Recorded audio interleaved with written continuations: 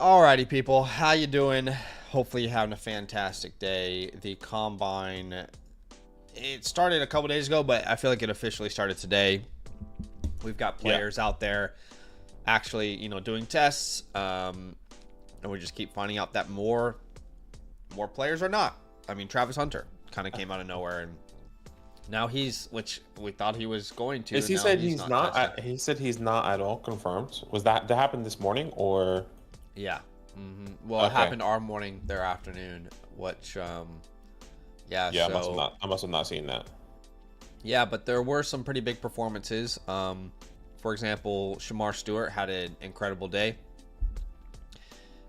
Actually, if you look at Math Bomb here, he's actually in control of like the RIS website, Yeah. and Shamar Stewart ranks about third out of 1,800 defensive ends. I believe that's out of like the last 25 years who have tested of the combine. So he ranks third, a 9.99 relative athletic score. Just ridiculous type of numbers. James Pierce went out there, had a 4.47 40-yard dash at 245 pounds or something like that. So even though it's not really like fantasy related unless you're IDP, things are happening. So I guess it's interesting. I haven't really watched much of the combine today. I'll probably watch tomorrow tight ends, and then obviously the day after. But I don't really care as much for the defensive side of it. Yeah, I agree. What's up, Donovan? Welcome in. Styles, what's up? Chalkboard season, he says. What's up, Wyatt? Welcome in. How we doing, Albert guys? in the building. Appreciate y'all being here with us. I'm expecting a very small crowd today because probably a lot of people are watching the combine. But you guys are with us. We've got a couple reviews to do, and we're excited to do it. Donovan, by the way, had a question. He says, where would you guys draft the first tight end in your rookie draft? No tight end premium. I think late first, like 111, 112, depending on the NFL draft. If you get a bunch of running backs with a really favorable draft capital, that might, change, but probably late first. I think it just all depends on the rest of the class. Like if some of these running backs that we hope, like you see like Mika Mbukas or the Quinshawn Judkins go in the late first. Yep. Mid to late first. It really just depends on their landing spot. And if this tight ends have a favorable landing spot, why not? Like if Quinshawn goes to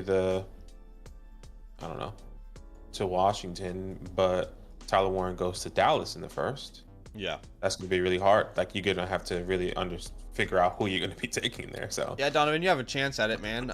With you being in a non-tight end premium league, there's a chance they fall out of the second. The Dynasty community is very split on whether they think it's worth drafting a tight end in the first or not. So you have a chance. What's up, Mark? What's up, the Tetch man? Welcome in, guys. We appreciate you for being here. How are we doing? All right. So we are going to be focusing on people's Dynasty teams today, helping them build better Dynasty teams through the fantasy playbook, the Dynasty playbook. All right.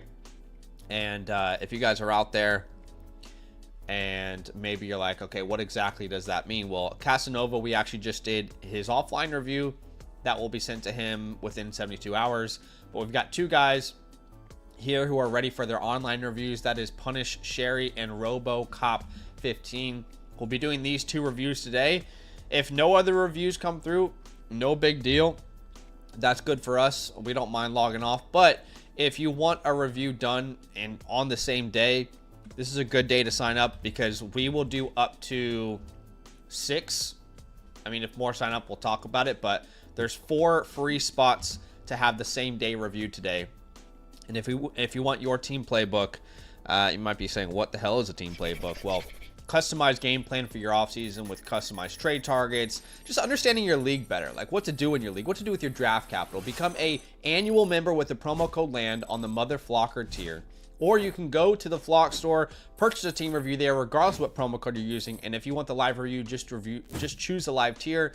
That link is in the comment. It's also the chat box. It's also in the description if you're watching this later on. And if you want to go directly to the Flock store, I'll put that link there right afterwards.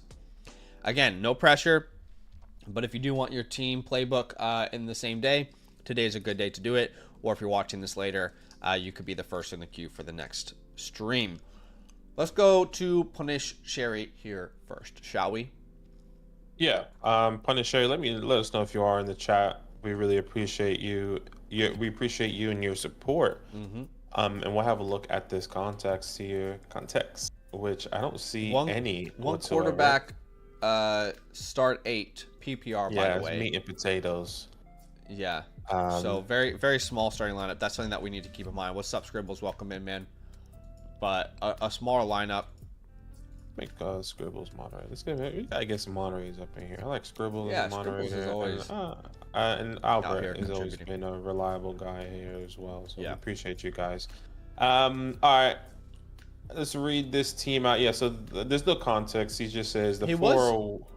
he was He on the was with stream us yesterday, and yesterday. he said he was going to come in. So I don't know if he's going to pop in at some point. Hopefully, you guys have your notifications on, which is really key. So if you're watching this now or later, hit that bell button next to the Dynasty Land, next to subscribe there. That's where you can get all notifications when we do go live. But I'll have a look at this team, and then hopefully he can pop in here. You're currently ranked second out of 12. Your team name is Won't You Be My Neighbors. Mm-hmm. At the quarterback position, Patrick Mahomes, Jordan Love. This is a one quarterback league, so this is fine. In good quarterback room, you have some opportunity. At the running back position, Kyron Williams, Rashad White, Trey Benson, Jordan Mason, the list goes on. Really just one RB that you feel confident in with Kyron Williams, and then it kind of just falls off there. At the wide receiver position, you can start to 4 wide receivers in this team, right? 2 wide receivers, 2 flex spots. We like to prioritize those guys: Malik Neighbors, Marlon Harrison Jr., T. Higgins, Jameson Williams with Jalen McMillan, Keon Coleman, Darnell Mooney. So you have some good high upside wide receivers on the top end, I guess you can say, and then it kind of falls off in my perspective from Jameis and Jalen, with the understanding of, are these guys are going to pick up where they left off last year, or do they go out and draft another wide receiver for the Bucks, for example? When then you have one of literally the best tight end in the league at the moment in Brock Bowers. We don't know your picks. I think we asked for your picks We do. night. We do know Oh, his we do. picks. Yeah. I wrote them down because he was on stream last night. He told us he has the 101, the 205, the 209, and the 210. Okay. Oh, this is phenomenal. Which is great. We just The don't issue know is we don't anyone know else. where the other picks lie The because other they picks are. haven't set their draft order. But we'll do our absolute best with the information that we have. And let us know if you are here, Punisher. Sometimes your YouTube name is a little bit different than obviously. I feel like it might be Patty Ice, or am I tripping? No, I don't think Patty. I could be wrong. I don't think it's Patty. Let's see. I just want to double check on KTC that they don't have individual picks yet. So Yeah. Go ahead. they just haven't set their draft order. But that's fine. It's a pretty decent team. If you think about the starting lineup, it's probably Mahomes, Kyron, and then White for now, but that will change. Neighbors, Marvin, Bowers, T. Jameson. That's your 8, and that's a decent starting lineup. You know, I don't think it's like a Thanos by any means. It's not, the clear best team in the league by any means. Yeah. We definitely need to improve RB2, and we're going to do that with the 101. I mean, you add Ashton Genty into there, right? Now it sounds better. Right? Mahomes, Kyron, Genty, Neighbors, Harrison, Bowers, Higgins, Jameson. That's a very good starting lineup. And then hopefully that last flex spot between Jameson and McMillan and Coleman and Mooney, you can find, some good usage there. Maybe Benson gets the role at some point this year, or Rashad White. You never know. He's not going to take over the role from Bucky, though. But you never know. Anything can happen. It's a pretty decent team. It's definitely like, I love that we have those top names like Neighbors and Bowers. Those are your untouchables, right? Yeah, no question. We need those guys in a start 8 to really make an impact. Matthew says LeKent Allen is turning this roster into a Thanos. Bro, I literally went to scout LeQuint Allen last night because I'm trying to add more profiles for guys that we've missed. I still cannot find film on him anywhere. And instead I went to Jaden Blue because I didn't have any film on LeKent Allen. I scouted Jaden Blue. I was like, damn, like, how do this late in the process do we still not have LeKent Allen film. I don't really know what I'm missing. Huddle is like huddle.com. I know like Dynasty Nerds has some. We mainly go Caddy's Cuts, but all right. Yeah. So overall lineup grade, you'd put it at like it's like B plus A minus range for me. Yeah, I say B. I say we say A minus with the expectation of him getting this. Yeah, you add Genty there, and you're like, yeah. Regardless, regardless of whether he trades that back or not. Yeah, it's an A minus. I kind of agree with you. He has his first in 26, and he has 3 seconds in 26 as well, which is great.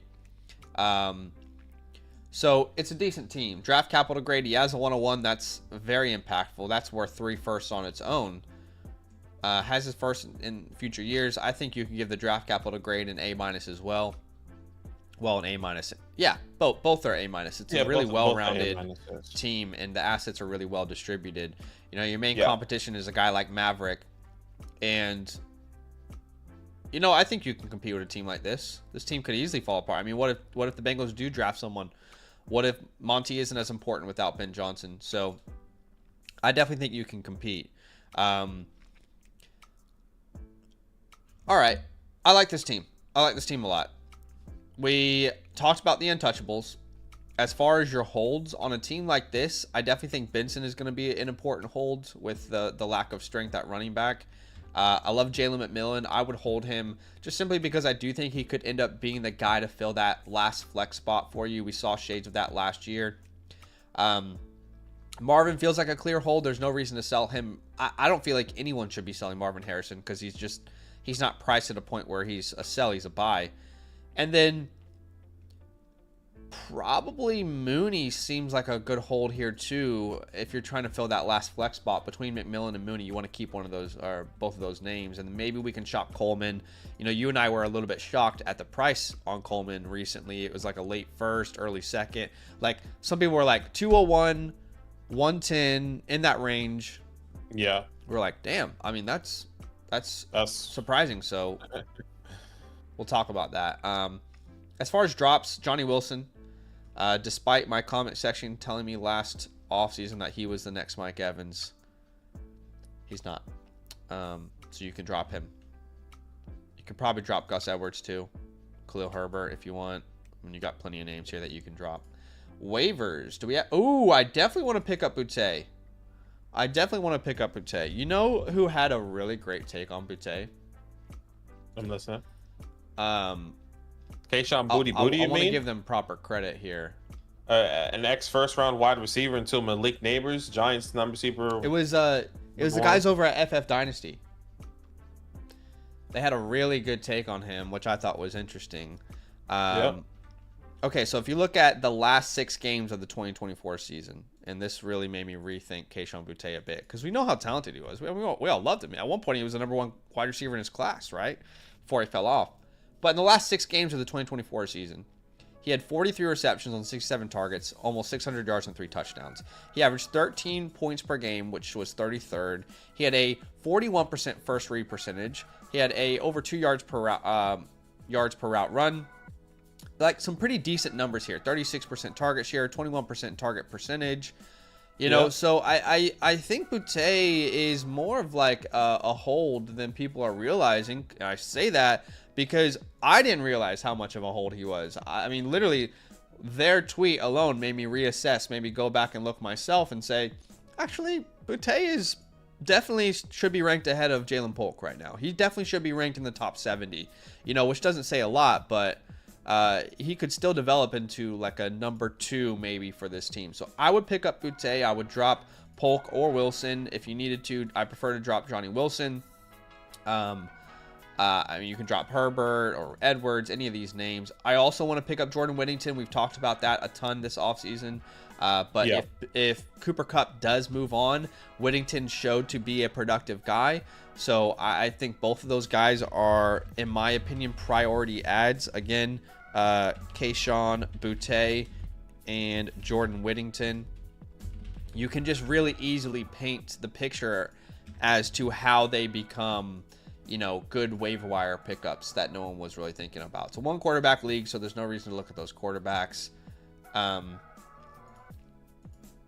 outside of that, I don't really see anyone I'm obsessed with picking up. All right, Yeah, let's think of the pathway for this team. This is a contender, right? Yeah, I mean, it doesn't have to be contender. difficult. It's a contender, right? Yeah, 100%. I put it as a contender already, so Yeah, I'm right there. I'm right there with you. Oh wow, Jinx, you owe me. It's not. It can't be a soda because you don't like soda. I that happens. I love soda, but I just can't drink it. It's not good for me. Oh yeah, right. You owe me a sparkling water of my choosing at some point, maybe on the next boys trip. All right, so yeah, if we stick and pick, this is very simple, right? Ashton Genty. I think that's probably what I want to do with this team, and then try and like hit on an extra flex or RB2 with these other picks, these second rounders, either via trade or via maybe like one of them we trade. Yeah, we can get a nice little veteran or something. Yeah, exactly. With that 205, see what we can get there. Yeah, like one of them maybe we keep, the other maybe we sell. But like in this range, I mean, you can even add like names like, we haven't been putting them in this list because we can only put so many names, but truly like the amount of running backs I see worthy of a mid-second round pick. I mean, Brashard Smith, Giddens, Sampson, Devin Neal, RJ Harvey, Damian Martinez, Jarquez Hunter, Bashul Tootin, Jordan James, like Ollie Gordon, technically. Like if the right draft capital is there, there's so many names that you could insert as worthy of being drafted in the second round, Yeah. But I think ideally, maybe we spend two of these picks and then we trade two of them. And when I say that, I mean, we draft Genty and then we draft Sampson, right? And then we come out and we use those other two picks to go out there and make some trades. But if you were to stick and pick, you could hypothetically get a pretty good haul if things go your way, right? You add Genty, Scadaboo, Sampson, you come back and maybe Trey Harris is on the board late in the second. I don't know. So these are all really great names. I mean, you could potentially add three guys, one that will start for you, two that could start with like a Sampson, Scadaboo, Neal, Giddens, to a running back room that, let's be honest, could definitely use the help outside of Rashad White or outside of Kyron Williams. Hopefully Trey Benson turns into that player. But I really like that a lot. I really struggle trading the 101 when a team desperately needs and obviously needs a running back. I agree. So, and especially because this is a start 8, like we said, meat and potatoes lineup, those superstars mean a lot more. I really don't think we should trade away Ashton Genty. I think we should stick and pick, and we'll say this, because it's just has to be said. Yeah. Sorry, but like if you do trade, it has to be like a Bijan Robinson, it has to be a Jahmyr Gibbs. Outside of that, I don't personally see a reason to move this pick in this league with the team that he has. Yeah, and I've been thinking about this because, with Mel Kiper coming out with two top 12 running backs, we see mock drafts with 2 or 3 running backs going in the first round.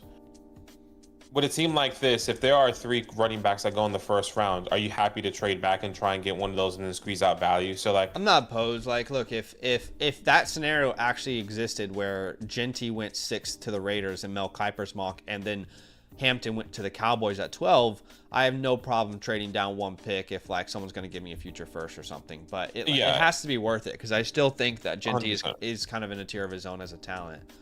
Yeah, so I've just been thinking about that because I feel like the way the conversations have been happening, not with just us, but like around the league, maybe it's just the one mock draft. I think if that is the case and you do these trades during your rookie drafts and you do have 3 running backs in the first, me personally, I'm willing to trade back only for one of those 3 running backs in the first and get value. But if not, then I'm happy to wait, right? Yeah, this team doesn't really want to trade back and get like an Igbuka, a Ted, a Bird, and it doesn't make sense for a team like this. But let's say if we do trade for a vet, right? Let's say we use that 205 and we try to use that 210. We can either combine them or we can use them on their own. For example, the 205 and the 210, Where do you think I'm going, guys? What does the chat think I'm about to say here? I wonder how many of you know exactly what I'm about to say here. Yep, no surprise. Chuba Hubbard, the easiest buy this offseason, right? Like that kind of name comes to mind. In fact, I don't even mind the idea of like even adding like Rachaad White onto this if you can go out there and get like a James Cook, Ken Walker. You know, like some of these deals might be unrealistic, but there's no harm in sending them. I mean, let's say someone countered this and they said, I want the 209 as well. You'd be like, okay, I'm hypothetically, I could consider that, you know. But I think that Hubbard one is definitely doable, especially with what we've seen all around the industry. Yeah, I agree. Outside of Hubbard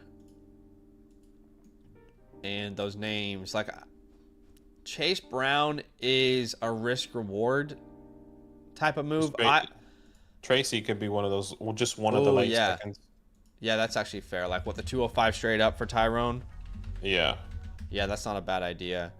I would say I don't know if we're going to align on this, but I would be comfortable grabbing CMC with these two picks as well. Yeah. For a team that, you know, is already going to add Genty. If you add CMC as your RB3, I mean, our goal is to win a championship, and I think that gives you a great chance to do that in the next 2 years. Yeah, I mean, other names that I think we spoke about within this range was like the David Montgomerys, the Tyrone Tracys. Yeah, maybe you don't really need maybe James the 205 Conner, to be straight up honest. for David Monty. I wouldn't do more than that. Yeah. Yeah, but that's a good range. I mean, yeah, you said James Conner because he already has Trey Benson, right? Oh yes, he does have Trey Benson. So the James 205 Conner, could make we sense. would be okay with. Just lock up that backfield. Yeah, I don't think you can get. Why does this say RB35? This is definitely off. It has Gibbs as RB5. Something's weird is going on with the rankings. When I come here, okay, it has Saquon RB17. Something weird's going on there. Anyway, ignore the numbers, please. So yeah, I think that all makes a lot of sense to me. I mean, let's just say hypothetically, you know, you did get Chuba Hubbard, right? And then so you don't have the 205 and the 210, but you drafted Genty, you traded for Hubbard, and you drafted Sampson. I mean, team's ready to rock. Ready to go try and win this year. Yeah, I agree. I mean, this is nice, brother. I like this. You're right in a position. You're right in a position to go crazy right here. We did talk about Keon Coleman as a potential sell, so I will just say that not opposed to it. I think if you get any first in any year, I'm definitely down to sell Keon. Maybe there's a Bills fan in your league. But of course, he's not a must sell. He could fill your flex. He could have a good second year. Yeah. The other thing you could consider is like a tier up from Mahomes. And this is nothing against Pat Mahomes, but if you added like let's say you use the 209 here, I wonder what range if we were to just go like KTC hunting here and use it as a weapon, as someone said recently. I wonder what range we could get in here.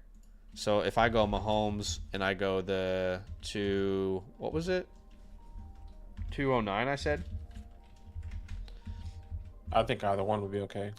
Okay, so the names that we're thinking of here, like, could that get you to like Jalen Hurts range? It says Mahomes and the pick are worth more, which is a little bit mind-boggling to me. So that's a perfect example.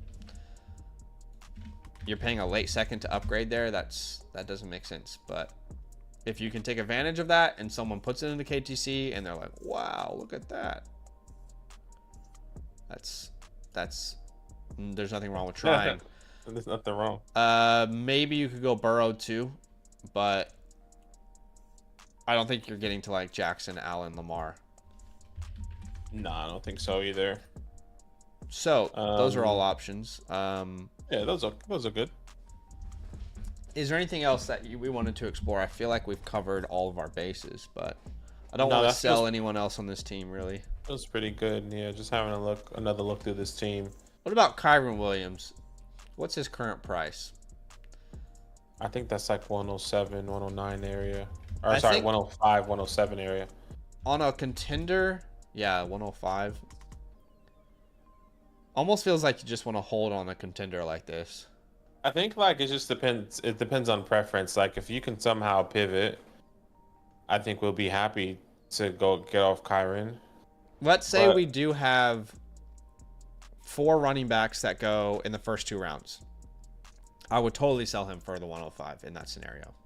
yeah, sure. And just get one of those second round running backs. But yeah, I am a huge fan of the like the Chuba Hubbard route. If you can sell Keon Coleman for any first, I think we like that. The idea of tearing up from Hurts, is there one that you liked a lot here? Let's do just a 205 for Tracy. Okay, yeah, I like that one too. Just add one of those guys. So that Good is variety. what we would do with your team, my friend. And yeah, I think you planned on being here with us on stream, but obviously plans change, and I hope you're able to watch this back, because it will send you a time code and come back on the stream later on, and hopefully you enjoy it. As Badaki always says, you know, your team playbook is going to be sent to you within 72 hours, so be on the lookout for that. And of course, if anyone is out there and they're watching and they want to get their team playbook, it's a great time to do it. All right, we're doing if same day review right now. You just have to use the promo code LAND, become an annual Mother Flocker member on the Flock site, flockfantasy.com/land. That link is actually pinned in the comment, or you can go to the Flock store and purchase one there with us, Fantasyland. But yeah, it's a great day to do it. If you're watching this now or later, because you will be at the top of the queue. If you're watching it now and you get one, we will do your review on the same day as well. Yeah, we'll do it today. Right now. Matthew said, "Let's be real, soda isn't good for anyone," which is a fair call. Yeah. You drinking soda often? Yeah. Not good for me. Pepsi Max, isn't that your weapon of choice? Yeah, I like Pepsi Max. Yeah. But I from all the things I've read, it's not the worst one. Yeah. No, I just can't wrap my head around people who drink Pepsi when Coke is an option. Which makes sense, because growing up, my family was all Coke drinkers. Yeah. All they drank was Coke. My aunt she only drink Coke. She hates Pepsi. But I only got into Pepsi when I moved to Australia. Genuinely because of Luke. It was Luke, and then I met Ellen, and they drank Pepsi Max. Yeah. Okay. So I just read the context of Robo's, and he wants it offline. So that might be the only team review for today, because we did NJ's offline. I didn't realize his was offline because he purchased the annual membership. But yeah, so if anybody does want their team reviewed, you can sign up right now if you want to. Let us know in the chat if that's something that you want to do. Otherwise, I'm happy to chill. Style says he's going to send one in. Yeah, happy to chill and answer some questions until we get another team review. If not, yeah, we'll Styles, go ahead and send one in, and we can review it straight away for you, my friend. But we can answer some questions while we're waiting for Styles to do that. And if anybody out there wants their team reviewed as well, it's a great time to send it through. You're literally going to be reviewed straight away. Patty says JMO and the 205 or the 209 for the 105. I think that he was saying that as like an idea for Punish's team, maybe. And yeah, maybe. Yeah, I don't hate that idea either, if Punish is watching that later. Latino Heat with the question here. He says, one quarterback. Latino Heat. Latino. Bad Bunny. Bad Bunny. You like that new Bad Bunny Latino Heat? Watch this guy. He doesn't even listen to Bad Bunny. One quarterback. Sin Henry, a 26-second, received the 110 in Devonta Smith. I'm confused how you can get that much. Sin Henry, a 26-second, received 110 in Devonta Smith. I'm confused how you can get that much, honestly. Because I feel like the 110 is fair enough for Derrick Henry.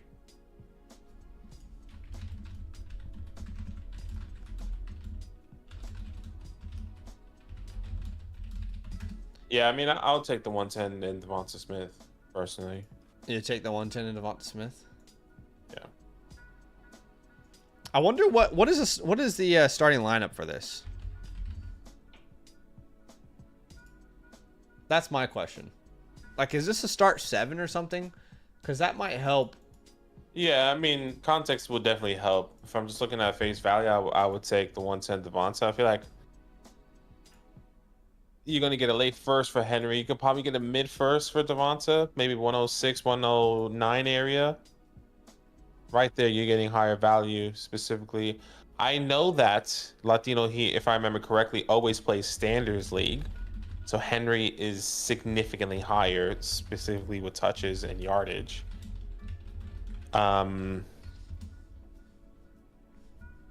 You know, start 10, kicker, defense. Yeah, I mean, I think it's a 110 Devonta Smith. Yeah. I mean, surely you can use the 110 Devonta Smith to move up in the draft if there's a running back you love as well and just reset the cycle in that way. You know, so yeah, I'm definitely on that train with you. All right, so let's keep answering some of these questions as Styles is submitting his team review. Matthew, by the way, said Rachaad White was such a good sell last offseason, especially before the draft. Yeah. Yep. I mean, we liked Bucky Irving. We didn't expect him to do that, for sure. What's up, Bobby D? I feel like that's the name of like a famous chef. That's Bobby Souffle, brother. Oh, yeah. He says, would you sell Aaron Jones for the 205 or 207 in a 10-team Superflex PPR league? My friend, Yes. I am beyond shocked that you can get a mid-second for Aaron Jones. Yes, I would. Keep in mind, we're talking about a guy who is already in his 30s and is a free agent, no long-term contract with any roster. I mean, he's probably signing one-year deals for the rest of his life now, or a 2-year deal. In my opinion, at least I don't see a team giving him big money anymore. And he was great this year, but that's just typically not the way people operate, you know. Frankie says, thoughts on acquiring London for the 1-2 and the 2-7 in a 12-team Superflex PPR league? 102. That feels I would pay that for London personally. Yeah. You're basically asking kind of like Tet or London there, hypothetically. I mean, same. A lot of people are comparing Tet to Drizzy. Yeah. I'm okay with that. Maybe you can counter by asking for like a third in the future or something, but I'm fine with it in theory. Yeah, I'm okay with that as well. Yeah. Charlie says in a 10-team league, I love early seconds this year. Literally hunting for them right now. I love that. Tyler says Bucky awesome. or the 103. Well, here's my opinion on that. I believe Bucky is worth the 103, but I don't think that's his market. As in, typically, you shouldn't have to pay the 103 for Bucky Irving, right? I haven't seen someone have to pay that much myself. So if you were to pay the 103, my question is, can they send you the 201 in Bucky Irving? Can they send you the 202 in Bucky Irving? Right? That's the kind of deals I'd probably be going after there. By the way, Latino I think it's close. Yeah, says my remaining running backs are Achane and Mixon. My wide receivers are London, Nico, Jason, Sutton. Remaining running backs are Achane, Mixon, my wide receivers are London. Yeah, that's fine. Achane and Mixon. I mean, is that it? Is that all you'd have? Ideally, like, could you not turn Devonta Smith into like? My question to you is, if you keep that 110, can you turn Devonta Smith? Let me see, like, what he's equivalent to, like Kyron Williams. Could you turn Devonta Smith into Kyron Williams or James Cook, Chuba Hubbard plus, Ken Walker, I'm okay with that. Josh Jacobs? I mean, Josh Jacobs is is 2 tiers below Devonta Smith in KTC's rankings, which is crazy. So. If you can turn him into literally any of those names, I think it makes a ton of sense for you. I agree. I like that for your Latino heat. Patty I says, what NFL team are you fans of? I'm a Giants fan. Born and raised in New York. Always been a Giants fan. And Zach is a Commanders and Chiefs fan. Commanders, Chiefs, both of the C's. It ended up being. I'm not gonna lie. I miss the Washington Redskins branding a lot, but it sounds like there is a tweak. What's to go with that? A tweak to the brand coming soon, so that's very intriguing to me. I think we have the worst uniforms in the league. I don't think it's close. So we definitely need to change those uniforms. The white away Commander's jersey is disgusting. You can't convince me otherwise. It's truly disgusting.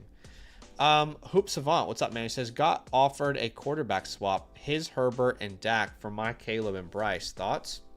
His Herbert and Dak for your Caleb and Bryce. Interesting. Is this super flex? I right? just feel like that's an interesting combo because I feel like I think if you're competing, you could go Herbert Dak. Want the Herbert Dak. That's where I was going. If you're more of a sleeper or a rebuilder or a punt, I think Caleb and Bryce. That's kind of where I was at. It's like if you're competing, but at the same time, I'm not sure if that's the most valuable player there is. I'm pretty sure Herbert. I don't think Caleb is higher than Herbert in rankings right now. So no, but you're getting. I really could see that changing quickly with Ben Johnson there. No question. Connor says, what are your guys' thoughts on Ramondre? Same thing I said last year, replaceable level talent. Do you remember we had an entire stream where I debated someone on that? Replaceable level talent. That's still exactly my opinion of him. Nothing has changed. And I don't know. That's just my opinion. Obviously, not everybody agreed with me last year, but I don't think they should have paid him that contract. I mean, yeah. Well, what can you do with Mondre, huh? I mean, yeah. There's just not much that you can really hope for. It's not good when you are trusting Antonio Gibson because your starting running back has fumbling issues. It's not a good sign, typically. All right, we did just get a team submitted by Styles. So let's answer a couple of these quick fire. And he says, I was just offered Hurts, A.J. Brown, Pickens, 203 in the fourth for Kyler, CMC, Amon-Ra, and DJ Moore in a one quarterback. A.J. Brown, Pickens, 203, Kyler, CMC, Amon-Ra. So I like the upgrade from Amon-Ra for A.J. to Amon-Ra, then from Pickens to DJ. And to get CMC in that deal as well. Yeah, I'm gonna take the Kyler package. Pretty comfortably, actually. I'll take the Kyler package there. That's interesting, Connor. It'll be different in every league for sure. Yeah. One of my leagues, someone just traded Bucky in a late second from Marv. Wow, that's great. That's crazy. 204, James Conner. It comes down to if you're competing or rebuilding. And it also will change depending on how the NFL draft goes. All right, let's get into Styles' team here. Again, if you guys are watching this and you want your team playbook, you might be asking, what the hell is a team playbook? Well, it's basically a customized game plan for your offseason with customized trade targets, right? Think about it as like what to do this offseason. We can walk you through that. Use a promo code LAND. Become an annual Motherflocker member. Or you can go to the Flock store, still get a team review, regardless what promo code you're using. Just choose the live tier if you want it done live. That link is still pinned in the chat comment section. It's also in the description.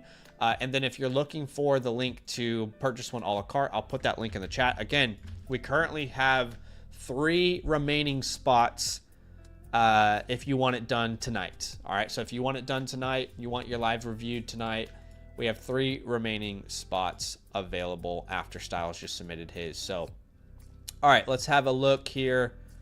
Yeah, just getting his stuff set up. It should be up. It should be up live already for you. And Styles, just like everyone else, we appreciate your support. You've been with us for a minute. Yeah. Really appreciate you, brother. Let's have a look at this team. It's a big boy. And obviously, you know the deal. Jump in whenever. Let us know any context, and we'll just go from there. Transparency is key here. It's a big old start 11 rolling deep lineup, by the way. Oh, it's been a minute since we had a rolling deep, I'll tell you. Yep. Punted on the 2023 and 2024, but I think I'm ready to compete in 25. Got multiple picks in the next couple years to play with. Wanted to get you guys' thoughts on moves to make to turn into a true contender. Appreciate y'all as always. We appreciate you. Once again, a 2-quarterback, 12-team start 11, rolling deep, meaning he can start up to 6 wide receivers, however way that looks like in the flex option and in the wide receiver option. And your team name is the 4 Pillars. Currently ranked second, half-point premium in tight end. And there's pretty good. It's a very even league across the board outside of no offseason, which, what the hell is this guy doing? But outside of that, it's pretty even for the most part. Why is no offseason just catching strays out of nowhere on the stream? All right, go ahead, read his team. Drake, May, Justin Herbert, Caleb Williams, phenomenal quarterback room. I like it. Yeah, you don't need anything else. No running backs. I'm not even going to read out their names. At the wide receiver position, you can start up to 6. Okay. Yeah. So this is your starting 6 according to this: Marvin Harrison Jr., Chris Olave, Xavier Worthy, Ricky Pearsall, Troy Franklin, Marvin Mims, and Marvin Mims. Those are your first 6 wide receivers. You have Jordan Whittington, Parker Washington. The list goes on there. With Brock Bowers, literally the best tight end in the NFL currently. And you have 1, 2, 3, 4 picks in 2025 in the first round.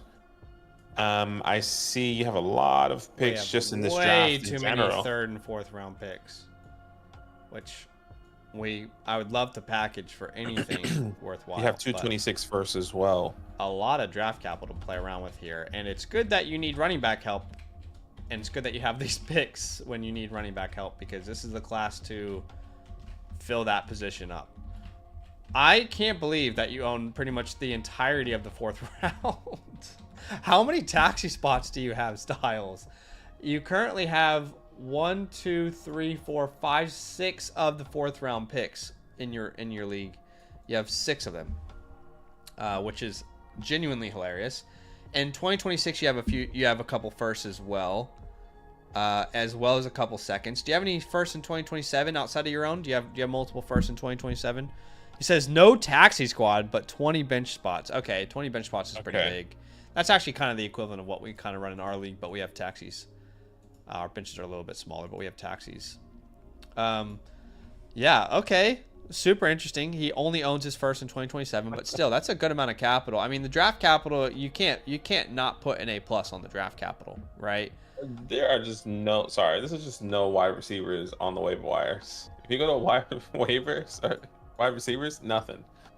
Yeah, that's hilarious. I've never seen that before. I've never seen that before, yeah. Well, that's crazy. This tells us that when Dalvin Cook is your second best waiver wire pickup, that tells me that the waiver wire is pointless in this league. Which I don't like leagues like this, all right? Styles, I don't like it. I want the waiver wire to mean something. I don't want it to mean what it means in redraft. I want it to mean 20% of what it means in redraft, okay? It's just too thin. It's just, you're taking away an element of the game. But anyway, I'm liking this team. This is a clear... Yeah, I mean, let's walk through this, all right? So your untouchables are Brock Bowers. I don't think you currently have another untouchable, but... he doesn't have another one. We can put 2026 first if we really wanted to. I'm not even... I feel like May is more valuable than that, and Harrison's more valuable than that, because I think we can compete this year. Look, yeah, it's only one. That's it. As far as holds, definitely we're going to hold Marvin. Ricky Pearsall is about to jump in value. That's why you see him at wide receiver 36 in my rankings, because I think he's about to jump in value. I would be wanting to hold both his quarterbacks too. So May, Caleb, Marvin, Ricky. Those are both important holds on this roster. But to be honest, most of your roster is a hold, you know. when you look at it based off perceived value. As far as drops, how much time do you have, man? How much time do you have, Styles? You need to drop a lot of players. You know what? Maybe we should. Well, no, Styles, you're here with us. You're just gonna have 2 on the graphic. You have 2 on the graphic, but the following you can drop. Guys who aren't even ranked in my rankings: Mason Tipton, McCole Hardman, Robert Bobby Trees, Michael Woods. I don't even know who the Michael Woods plays for anymore. I have no idea. If you want to drop more, you can drop Ron the Don. Alan Lazard is gone for me. I love Treylon Burks, but if you need to, he can go. Taylor Heineke, Jake Hayner, Brandon Allen, Cordero Patterson, Jeff Wilson. Those are all the names you can comfortably drop if you needed to. Now, if you don't, and I just think your benches are deep, like you're saying. I'm just saying if you need to clear space for all these picks. And honestly, Badaki, in a league like this that's so deep, I don't mind having so many 4th-round picks where I just take shots on a bunch of random players. You know? Yeah, but 100%, which is fine. If you need to drop more names, those are the names you can obviously drop. If you need to drop more, I think you can extend this list to Bo, Dortch, Mechie. If you needed to, you could go Burks, right? But outside of that, I think you should keep the rest. Let's grade the team overall, and we give 2 grades: the draft capital grade and the team overall. Have we given draft capital grade? We said A+, right? Yeah. So the overall team, you're starting May, Herbert, then no one at running back, phantom running backs. Then you got Marvin, Olave, Bowers, and then you still need to start 4 players, which would probably be Worthy, Pearsall. We don't know. Two phantom players. So while you have a lot of picks, you need a lot of picks because there's a lot of clear needs on this team. You know what I'm saying? So yeah, I probably like overall team grade. I kind of lean B flat. Yeah, let's go B flat because with the capital that he has, he's gonna fill up. I mean, you have 4 first-round picks. Most likely, two out of those 4 are going to fill up your running back position. Not only do you have 4 first-rounders, you have 1, 2, 3 second-round picks, 2 that are early, 1 that is late. So, and there's a scenario where all these picks hit, and then you end up being an A team, right? Like if the picks that you have here in the first round and the early second actually hit, if 60% of them hit, you probably end up being an A team. What's up, LB Money? The way to get your team reviewed, my friend, there are 2 ways to get your team reviewed. First way is by becoming an annual Mother Flocker member with the promo code LAND. You can check out the pinned comment. I'll put the comment in there for you now if you want a new one, or you can go to the Flock store and purchase one a la carte. Just make sure you get the live tier if you want it done. In fact, if you want it done live, in fact, we have open spots right now. We have 3 remaining open spots to have your team reviewed on the same day right here, right now on this stream. But yeah, let's as far as a pathway, I mean, surely sleeper status at worst. I'd say sleeper status at worst. Yeah, let's do it. I think you're a sleeper pathway moving forward. You're in the mix. You shouldn't really be the favorite when you look at some of these other teams, but if the 25 class really just takes off, you're right there in the mix. You'll make the playoffs for sure. Yeah, what's this first team looking like? Not unbeatable, but it's deeper. With Knicks, Tua, Achan, Tracy, Puka, Neighbors. I mean, his team could collapse if the Giants draft a running back. Yeah, Pollard's. Yeah. But Pollard's look, I think sleeper is appropriate, and if the 25 class hits, you could definitely be bumped up to that contender status. Okay, so let's think about his draft capital because he's got a shit ton of it.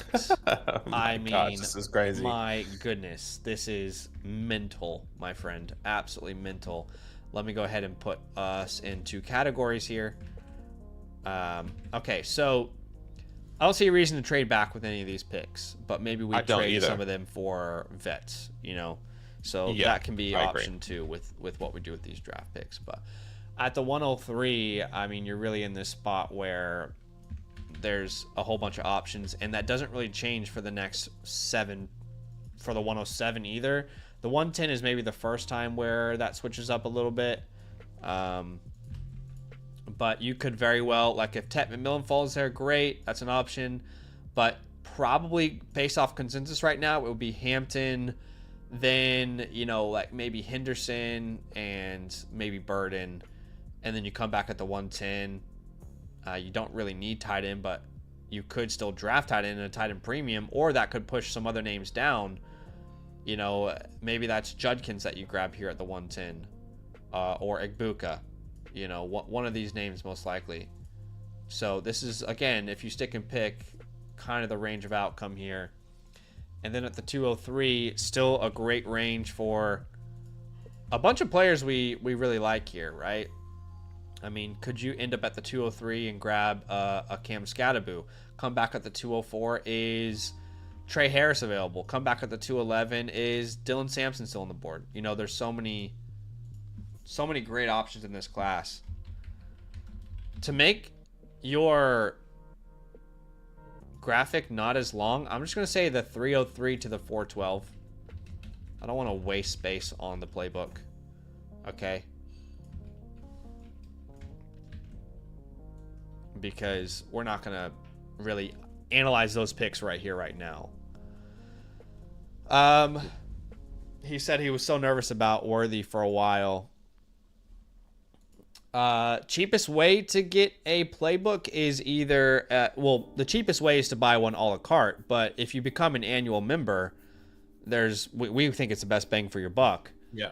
Right? When you become an annual member, you get our rookie report, which is already on the website. Had the most viewed rookie report last year, which was incredible. I think it's the best report this year. It's absolutely incredible. You get a free trade question voucher. You get our complete rankings. You unlock the premium tools and databases on the website, everybody's draft guide on the website, and then you get discounts on any future purchases in the Flock store as well, 30%. So I would say without doubt it is the best bang for your buck to become a yearly member, but it's up to you. Okay, so let's play out this world. You add Hampton, Henderson, Scadaboo, Sampson. Hampton, Henderson, Scadaboo, Sampson. Those would be your top 4 running backs instantly. All right. And then you would also be able to add like a Burden, an Egbuka, a Harris, a Sampson. That is definitely needed for this roster. Both of those positions would instantly put you into a competing zone. I mean, think about it. You're starting at that point, May, Herbert. Then you're starting Hampton, Henderson. Then you're starting Marvin, Olave, or maybe Marvin Burden or Marvin Egbuka, Bowers, and then you can flex the Olaves, the Worthies, the Pearsalls, the Scadaboos, the Burdens or Egbukas, the Trey Harris, the Sampsons. You're just really giving yourself a real big, deep roster here. I'd probably do a combination of both here. I don't think I want to sell the 103, 104, or the 107 personally. But yeah, I'm looking at selling these early seconds. Can we get some established players on this roster? You want sleeper category, right? So once again, the Chuba Hubbards, the James Cooks. I know you're gonna get running backs, but like if you can get some more people to get, to contend onto your team, that will be exciting. That can take you to like that next adding level. the 203 and the 303, and then he's also got, another third. You can. How many thirds does it take to get that kind of deal done? I mean, can you send that for Ken Walker like we've talked about before? Can you send that for James Cook like we talked about before? The 203 and the 211, right? For these guys, if you need to add them, because I know they have a little bit more aura in the dynasty space. Those are easy. But the one thing I will say is I really am not opposed for like a Bucky Irving type of deal either. The 107 and the 110, and then we get Bucky Irving plus something. I'd like to see what that Bucky Irving team has. So Bucky Irving, they have, wow. I mean, would you send the 107 to 110 for Bucky and Ken? I'm happy to do. Look, yes. Yeah, why not? This is a rolling deep. He needs a depth. But I was gonna say, can we get a Bucky and a wide receiver? I'm just not sure I'm in love with anyone here. Yeah, I just don't think you can get AJ Brown or CD, so it'd have to be Pickens. Yeah. I mean, you could try and up the offer if you wanted to get AJ Brown with it. So instead of the, yeah, I mean, if you wanted AJ Brown, you'd have to probably add what, all of those seconds, or maybe the 107, 110, 203, 204. Maybe that gets you in range. I don't know. Yeah. You'd have to up the offer a little bit if you wanted to go AJ Brown route. Yeah. But yeah, obviously Bucky's one of those players I really love building around. Yeah, I mean, we've talked about how cheap Josh Jacobs is, which is shocking to me. So I'll just say him, Josh Jacobs at the 110 as well would be a great buy for this team. What's up, Jamiriel? Yes, we have 3 spots left for our live reviews, my friend. 3 spots left. The next 3 people to sign up will get their team reviewed live tonight. So that is available, right? Use the promo code LAND, become an annual Mother Flocker member. Or you can purchase one through the Flock store if you prefer. You can check out that pinned comment in the chat if you need a direct link to flockfantasy.com/land to sign up. Okay, so I like that start. These are all great options. I kind of like a combination of these. You know, we want to think about adding a wide receiver, and like the 110 wide receiver range is that DJ Moore, which we love to talk about a lot. Yeah.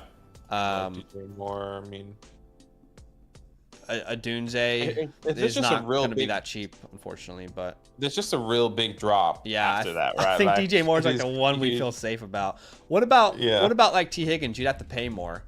You have to pay more, like but the 203 and the 110. Sure, we can try the seconds, or maybe we try like the 204. You know, my concern with like packaging, depending on packaging all these seconds, is how many like it will actually. Basically, I was gonna say, you have 1, 2, 3. So he gets 2 people for sure from the 103, 104, 107. He can trade away, and then you package that with his 7th. Then like he's not getting enough depth on his team. Yeah. Do you get what I'm saying? So like, the fact that you have all these picks is good for your depth, but like, we don't want to package too many, so we don't have enough depth. You get what I'm saying?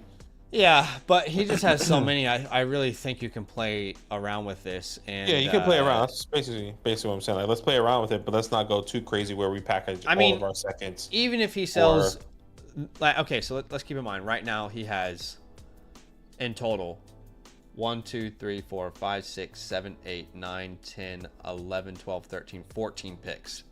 Even if he sends those picks in packages and ends up with 6, I'm fine. You know? Yeah, that's fine. But yeah, obviously we don't want to send all of them away.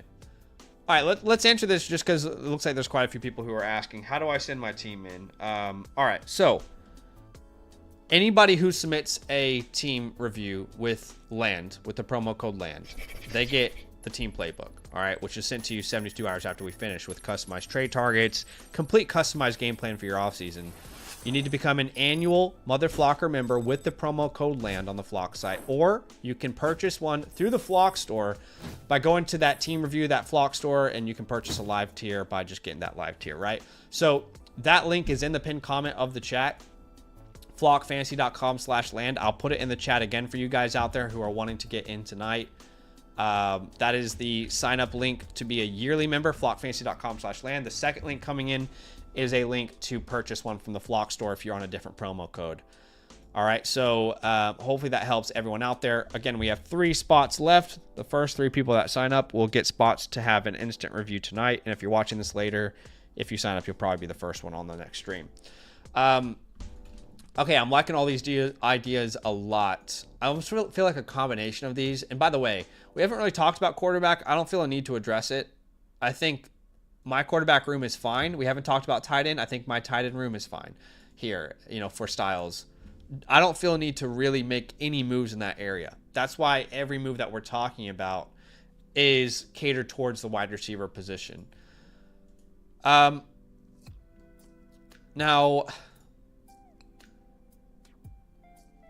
I'm curious to hear Styles' thoughts. I don't mind the idea of like I mean, earlier we had someone talk about the 103 or Drake London. You know, so a deal like that, I think I'd be fine to do as well if you want to improve your wide receiver room in that way. But I almost feel like I would rather keep the 103 and draft a running back and use that later first to kind of play around with. I kind of want to keep the 103, the 104, and then if you want to use these first, maybe use the 107, the 110 to go out there and trade. I think it just depends on the landing spot in draft capital, right? Like, if there's a massive drop off and Omarion goes in the second round, but it's not a favorable landing spot that we really hoped for, then maybe we are open to trade that potentially. But I think Style is well versed, and Style, you know, you have the hotline and everything. Yeah. There are literally an unlimited amount of directions that you can go here. I mean, what I will say is even though you have a ton of depth, I don't mind like if we were to like package the 401, the 303, and the 408. You know, just like throwing out, we said the 303, the 401, the 408. You know, and that gets you to the 206, for example. Yeah. You know. Yeah, a lot of in draft trades is going to be huge Styles as well, like especially tearing up with these the land fours. method with the you know, the way trades work in these land drafts that we do. Yeah. So don't be afraid to like kind of tier up if you can as well, you know. But as far as the 110, that feels like Cade, you're right. The rankings are messed up, and you know what, Cade, what you should do? If you can go, I mean, I don't know if you're on Discord, but if you go to site issues and let the devs know and just be like, hey, all these stuff is all out of whack. Yeah, I'll put that link to our Discord there. If you can actually go to site issues and say all rankings are wrong and just let them know what it's showing, because I actually agree with you, because right now it's showing like Chase, who's my wide receiver 1, is my wide receiver 3. It's showing Neighbors in wide receiver 10, which he's obviously not that low. So it's also doing that with running backs. I think what's messed up is that the numbers are opposite. So like the number 1 next to Jahmyr Gibbs, that's the current rank. Right? Well, no, typically that, yeah, you're right, but they include the picks in there. I just think there's something wrong on the back end, because Saquon is RB16. It just wouldn't make sense. Yeah. But it's not impacting the team reviews, which is good. Okay. Is there anyone on this team that you feel like you need to sell? Literally no one. Yeah. Even like an Xavier Worthy, I think I'd keep, because a start 11, you know, we want depth like that. That's a quality starter. I think it just depends. I think it just depends on how you view Xavier Worthy. Like, can you swap him for the Romes, for the Rices? Yeah. Like according to Keep Trade Cut, Xavier Worthy wide receiver 20. Rome is only wide receiver 18. Yeah. Right. Rice is only wide receiver 17. T's wide receiver 16. Like I would send Worthy in a third to get T, or Worthy in maybe that 211 I think you have to get T. Like that's something that I would do, but it's really nitpicky. Yeah. Right, Styles. I think you can hold, see what happens, or try and tier up from Worthy. But I'm happy to do whichever. Yeah, I mean, if we think about, okay, so like we said, we'd like to keep those first 2 picks and then play around with the 107 and the 110. So think about this, right? You could essentially bring in Hampton, Henderson, and then we would turn, let's say the 107 we turned into this deal, Bucky Irving, AJ Brown deal, right? That's one of my favorites, I think. So we added Hampton, we added Henderson, we added Bucky Irving, we added AJ Brown. And not going to talk about even our other picks, but in this scenario, we now have Bucky Irving, Amarion Hampton, Travion Henderson, and we also added A.J. Brown to this wide receiver room. And then at the 211, we grab Trey Harris, for example. You know, I mean, your starting lineup would be May, Herbert, Bucky, Hampton, A.J. Brown, Marvin Harrison, Brock Bowers, and then you would need to start 4 players still, which would be Olave, Worthy, Henderson, right? Harris, Sampson, one of those names would be available for you to start. So I think this is a great team, and then you can use, you know, those thirds and those fourths to kind of, you know, throw darts at running backs that you love. Maybe you tier up to one of these second-round picks. But I think we'd like to keep those first 2 picks and then shop around the 107, the 110 to go out and compete. Yeah, I completely agree. See what you can get, Styles. You know, like Zach said, use the land method during your rookie draft. That would be huge. Yeah. 100%. Let us know if you have any other questions as well, Styles. Yeah, we are here to help and here to make sure you feel good. I think DJ Moore is a great ad for this team, by the way. Josh Jacobs a great ad for this team as well. Yeah, I think all those are great, actually. I'd really like to highlight the idea of like packaging picks as well. Yeah, Styles, please let us know if you have any questions. And if you guys are watching the stream and you plan on submitting a team tonight, let us know now, because we're at a crossroads. We don't know whether to continue the stream or to end it. There is no wrong answer. I just know there's like 3 or 4 of you who are asking about submitting a team tonight. And if you're out there and you plan on submitting a team, just give us a heads up. Let us know. We'll stay on the stream. But if there is no one who intends to submit a team, you know, there's no problem with us calling it either. Yeah, your camera froze. And as you fix that, obviously, Styles, you know the spiel. 72 hours until you get your team playbook with all the customized information. We really appreciate you.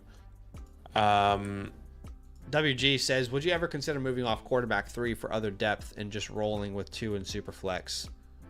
It's a good question. I just don't think honestly, I don't think Styles needs to.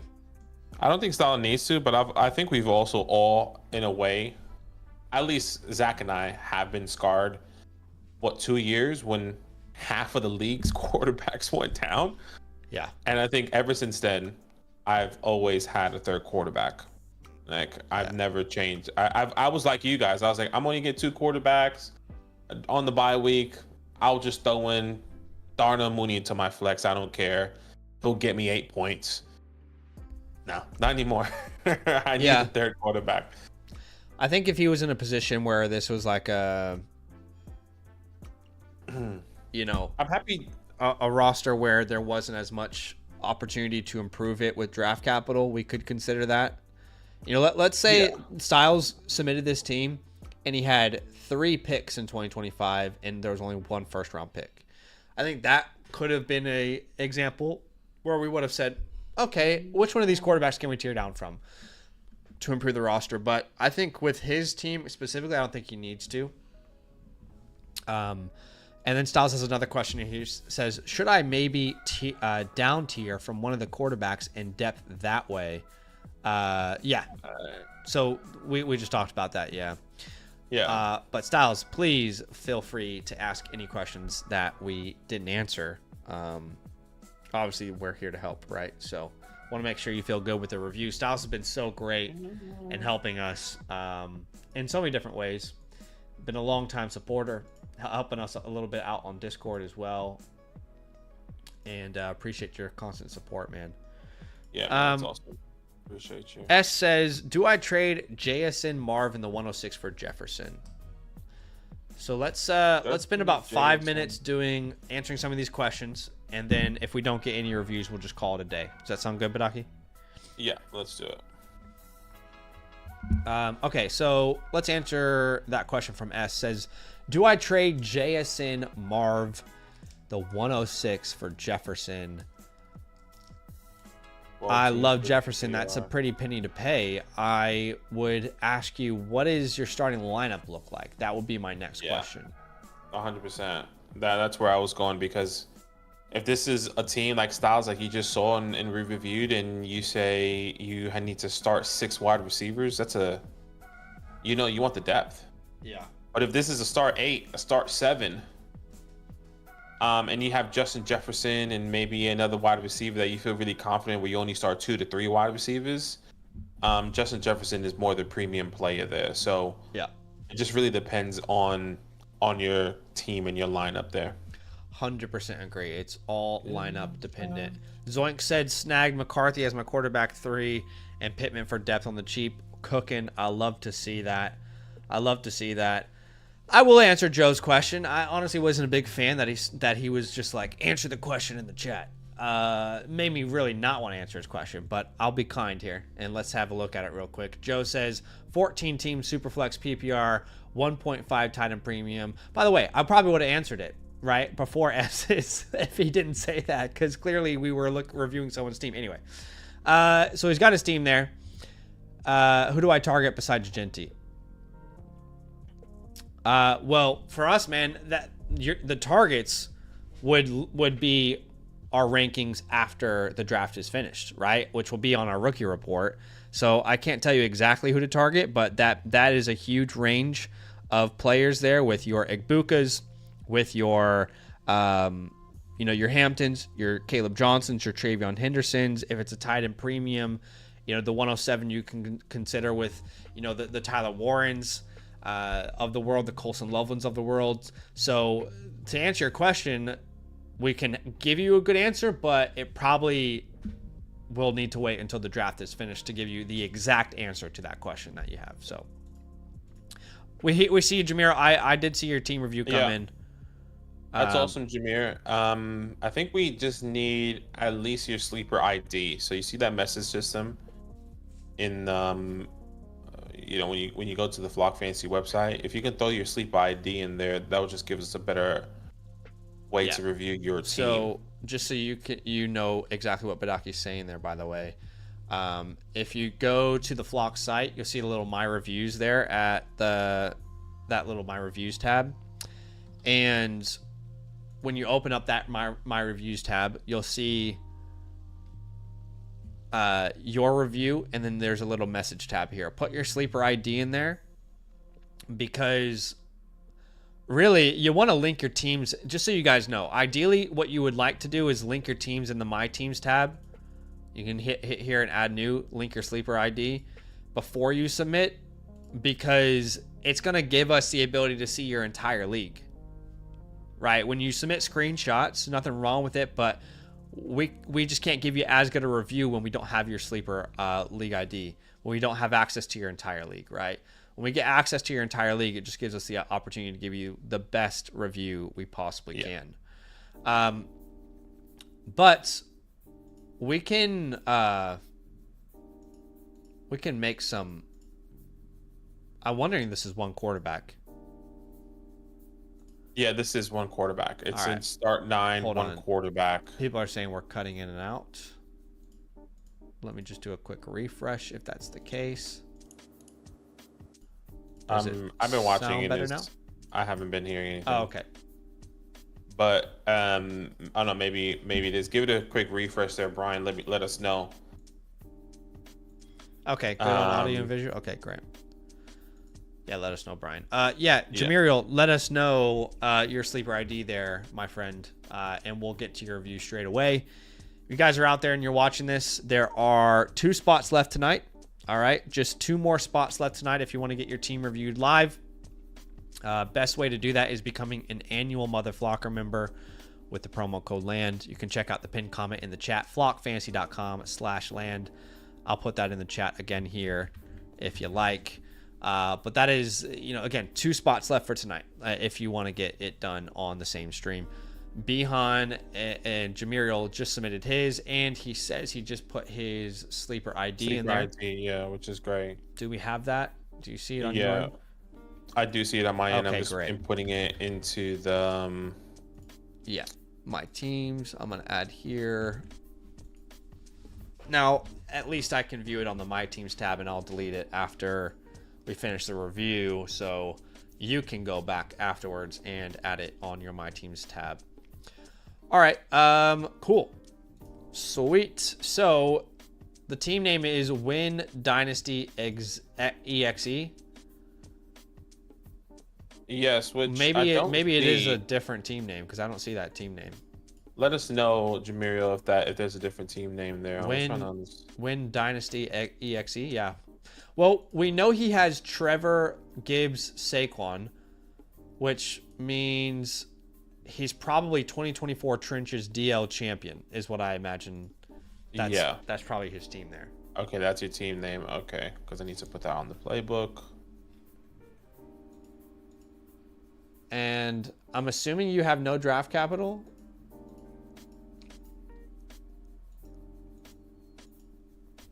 What's your draft capital look like, Jamiriel? So no draft capital for you. No draft capital. Does that mean? Okay, yeah. Okay, so you have no picks in the next year, point blank. Next 2 years, point blank. Period. Right? So you only have a 2027 second and third round pick. Okay. So obviously that's something to keep in mind as we go here, Bradaki. Okay. So this is it's one quarterback. 10 team. 10 teams start 9, so which is middle ground. You can start either up to 5 wide receivers or 5 running backs in this league, if I'm not mistaken. Yep. Yeah, start 9, half PPR here. Okay, cool. So you are right, middle ground there as a 1 quarterback league. All right, that's good to know. Go ahead and read this team out, and let's have a geese. I was worried that our site might have messed up the picks, but the reality is he just doesn't have any. Okay, that's good to know. He doesn't have any. Funnily enough, he and the team 1 don't have their future firsts. He says, sold my soul for a ring. You love to see it. Okay, awesome. At the quarterback position, Kyler Murray, Trevor Lawrence. Good quarterback room, especially in a 1 quarterback league. You don't really have to worry about that. At the running back position, Jahmyr Gibbs, Saquon, Chase Brown downtown, Tyrone Tracy. And honestly, the list goes on. Phenomenal running back room. Probably one of the best in the league so far. You can start up to 5 wide receivers, and here you're starting 5. Justin Jefferson, Puka, Nico, Jalen Coker, Cedric Tillman. So you're a little bit short, but you've been depth whatsoever. Yeah. What you have been doing, I'm assuming last year, Chase Brown was a huge help in the flex option. Tyrone Tracy was a huge help. And you have Jonnu Smith, who also took off in the second half of the season. Wasn't Jonnu Smith the guy that had no points? Was it the playoffs where he had no points in the game? When overtime he scored he went for like 6 for 7 and a touchdown. That sounds familiar, honestly.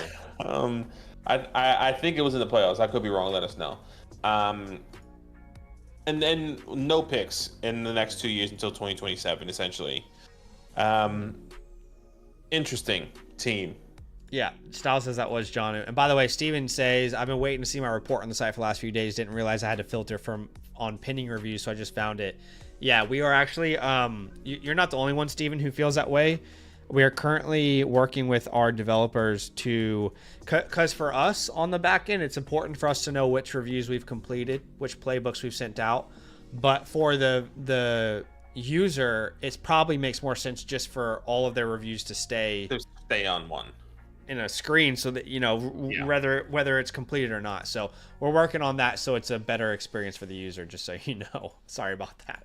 All right, so your starting lineup right now is Kyler Murray, Gibbs, Barkley, Jefferson, Puka, Jonnu, and then it's a start 9. So we need 3 more players, which would be Nico, Brown, Tracy. Our depth is so questionable, right? I mean, if any injury happens to any wide receiver or running back, you are now relying on Jalen Coker, Blake Corum, Jalen Warren, and I don't love being in that position. But it is a good lineup. I mean, if this team were to stay healthy throughout the entire season and they all had the same role, you're probably going to end up winning the league.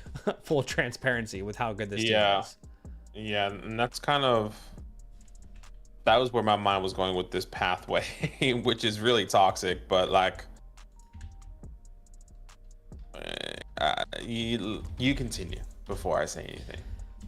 Well, I don't know what you mean by toxic. I wasn't. I mean, I'm No, just when I saying say toxic, great team. It is a great team. I'm just thinking like, how can we move forward with this team? We're gonna have to down tier for some players that we probably don't want to, that you probably spend significant capital with, and it might just be best to hold. And if this team goes to shit, you sell them. Yeah. You know? That's the type vibe. That's what I meant by toxic. Right. Like it's not. To me, this is a Windows open, and we really need the graphic updated actually on this. Can you write that down somewhere so we don't forget? Because the Windows open doesn't always apply to just an aging team, right? For example, this team is very young, but the reason it's a Windows open roster is because you have no benefit whatsoever not competing for the next 2 years. For the next 3 years. You don't have a first round pick in the next 3 years, point blank period. So there is actually no benefit whatsoever to your roster by not competing right now and doing everything you can to go out and win a championship. Now, there's a couple moves that we can make. The draft capital we won't have a conversation about because it doesn't exist. But untouchables on this team: Jahmyr Gibbs, Justin Jefferson. Yeah, Justin Jefferson, Puka Nacua, Jahmyr Gibbs, Nico Collins. I wouldn't put Nico Collins as an untouchable. I think we can tear down from him. Sure. And I think we can tear down from Saquon and stay in this range of competing, but also trying to make sure that we're not completely screwed if one of these guys go down with an injury. So I would just put Gibbs and Jefferson right now, but holds, I think you have quite a few. Like Jalen Coker's a really good hold. At this point, you might as well hold Ben Sinnott and Cole Kmet, because if Jonnu Smith isn't that guy with Cole Kmet, hopefully Ben Johnson kind of gives you some life with Ben Sinnott. Hopefully Zach Ertz doesn't re-sign. I also think Blake Corum is worth holding because we've seen Sean McVay. It takes a while for these guys to really, get into the system and really gain trust. I mean, Kyron Williams, it took him an entire year to have a role himself. As far as drops, if you need to drop any players, you don't need to because you don't have any draft capital, remember? So you might not really need to. Sorry, are you laughing at Joe? Yeah, I am.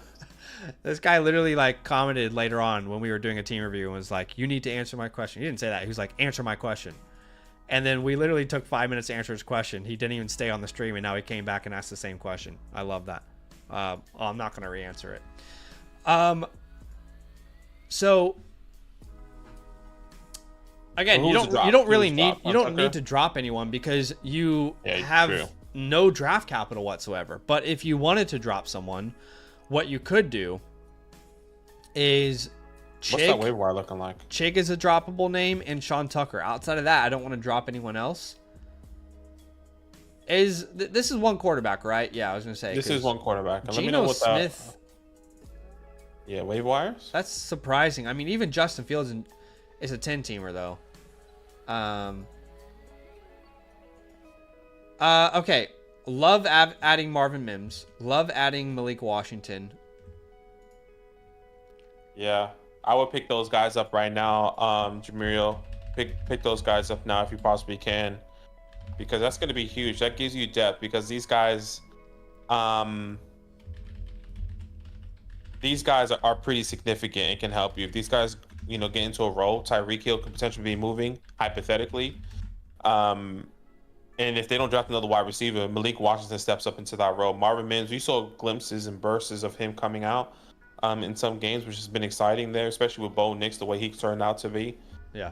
So it's definitely pretty big. And I'm just going to use the bathroom really fast. Yeah, no, you're good. By the way, Cade, we did just see your submission. I'm assuming your Mills 3410. We did just see your team review, which means there's just one live review slot left. Okay, so if you guys are out there, you want your team reviewed live.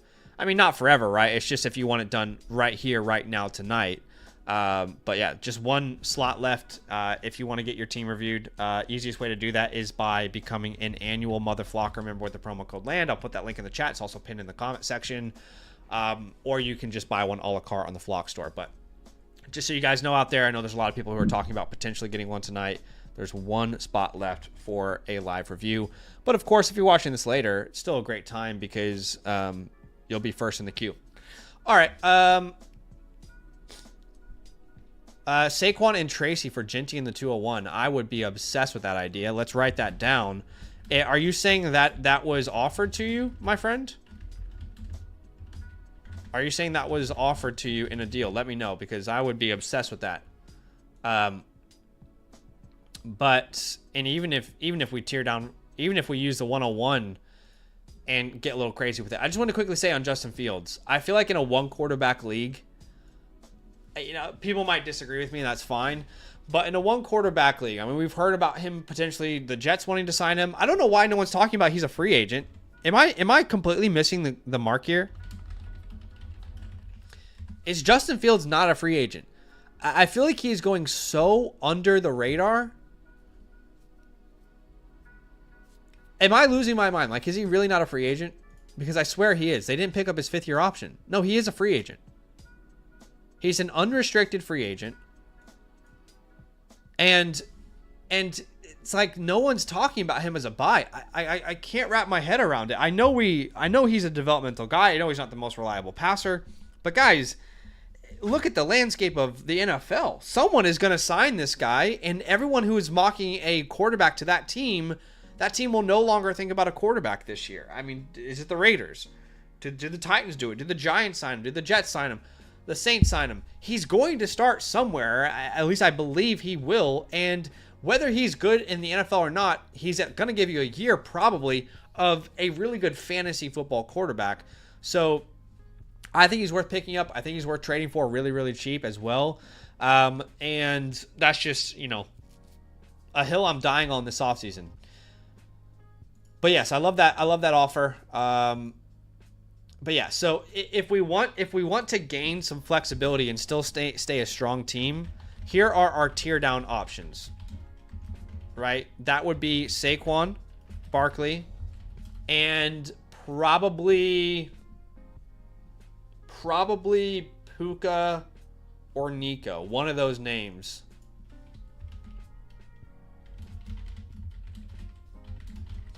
Again, I believe we can still tear down from these names, stay extremely competitive, but just give ourselves a little bit more of a cushion.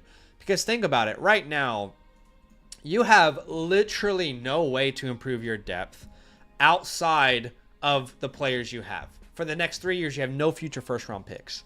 So if Saquon Barkley regresses, or he goes down with an injury, or Puka Nacua goes down with an injury, you're going to find it really, really, really difficult to, you know, come out here and find ways to still build that competitive team with the holes that might be there. Okay? So keep that in mind. Clearly, as a competing team, you want Saquon Barkley. You want these wide receivers, but that is the one move that we can make, I think. And honestly, Badaki, I don't think we need to do both. I just think we need to find one tier down for one of these names. Yeah, and that's where I was going to go. Just one, because you don't need to give up all these guys. I think you're just right out of that depth where you need one or two pieces, specifically in the wide receiver spot. So maybe it's best to tier down from Saquon or Puka, which is kind of crazy, but like I feel like it has to be a 2-for-1 type of deal, right? Like at least that's where my head goes. Yeah, and I think it's also a little bit risky because if you do tear down from Saquon, just to be completely transparent, I'm not necessarily sure what you said, but we have to keep in mind, they can draft a running back in front of Chase Brown. They can draft a running back in front of Tyrone Tracy, which if you do trade Saquon away without a safety blanket or just in case. Yeah. No, then, I totally agree with you. Like, I think Chase Brown and Tracy are names that we could trade away. I just wanted to focus more on like the tier down first and then go to that. But I definitely agree. Like a team like this, like for example, if the Bengals drafted running back and the Giants drafted running back, a team like this would be in shambles. Because these guys mean so much to this starting lineup. I'd almost rather prefer the flexibility of the pick than the player right now. So let's just say that real quick. Like right now, Chase Brown, if I remember correctly, he valued like at 106 range. Is that right? I think it was 107 or later, but I could be or I could be wrong. Okay, 107. Wait, you were offered Trey McBride for Chase Brown? Who's your tight end again? Okay, why did this change? I swear, we literally just saw this on yesterday's stream where Chase Brown was worth. Wait, like, is that still available for you? What are you saying right now, Badaki? Sorry, what are you focusing on? I feel like we're in two different areas right now. I'm so sorry. I'm talking to Jamiriel. He says I was offered Trey McBride for Chase Brown. I'm doing that trade immediately. You need to stop what you're doing. If that's in your inbox, you press accept. Yes, it's available. You accept it. Yeah, is there any tight end premium in this? No. But I don't think it matters. Yeah, I think that's a far safer asset. I mean, just from KTC alone, think about this, my friend. If you were to try and trade the 109 for Chase Brown, it's possible. For Trey McBride, you get laughed out of the arena. Even KTC alone would value Trey McBride as like a top 4 pick, top 3 maybe. Like, look, just on KTC alone, he's worth the 102 where Chase Brown is worth the 109. So, you know, purely from a value perspective in the industry or in the community's opinion, the flexibility of having Trey McBride, who is absolutely not going to lose his job, is a far better deal. So I wasn't sorry. My mind was in a different place, but I 100% agree with Badaki. Take that right now. I just saw that. I was like, that needs to be spoken about. And Jamil, if that actually happened, let us know. I think since you are linked, you could refresh and it should be updated. If you actually, if you literally accept that trade right now and it goes through and you don't have any like pending things, then we can actually look at your team and it will update. By the way, what's up, Matthew? I see you, man. First off, I didn't know you worked in homicide cases. Whoa, that's incredibly cool. And yes, there is still time to get in for review. There is one spot left to get into tonight's live stream. And by the way, if anybody's out there and they submit a team, you'll still get it reviewed. We're just saying like for tonight right now to get it done same day. Still one spot left. Check out the pinned comment there. But yeah, definitely accept that trade. So let's assume that this is done. That's incredible, by the way. But we do need to, if we make that move, we actually do need to tear down. So let's think about tear down now. Yeah. Okay? So that's what I was thinking. Saquon Barkley is the name we're probably going to tear down from. Okay, and let me go to my rankings here. That's incredible. That changes that honestly can change your team, because right now your tight end position is weak, which means you can sell John Lewis Smith before the season starts. Yeah.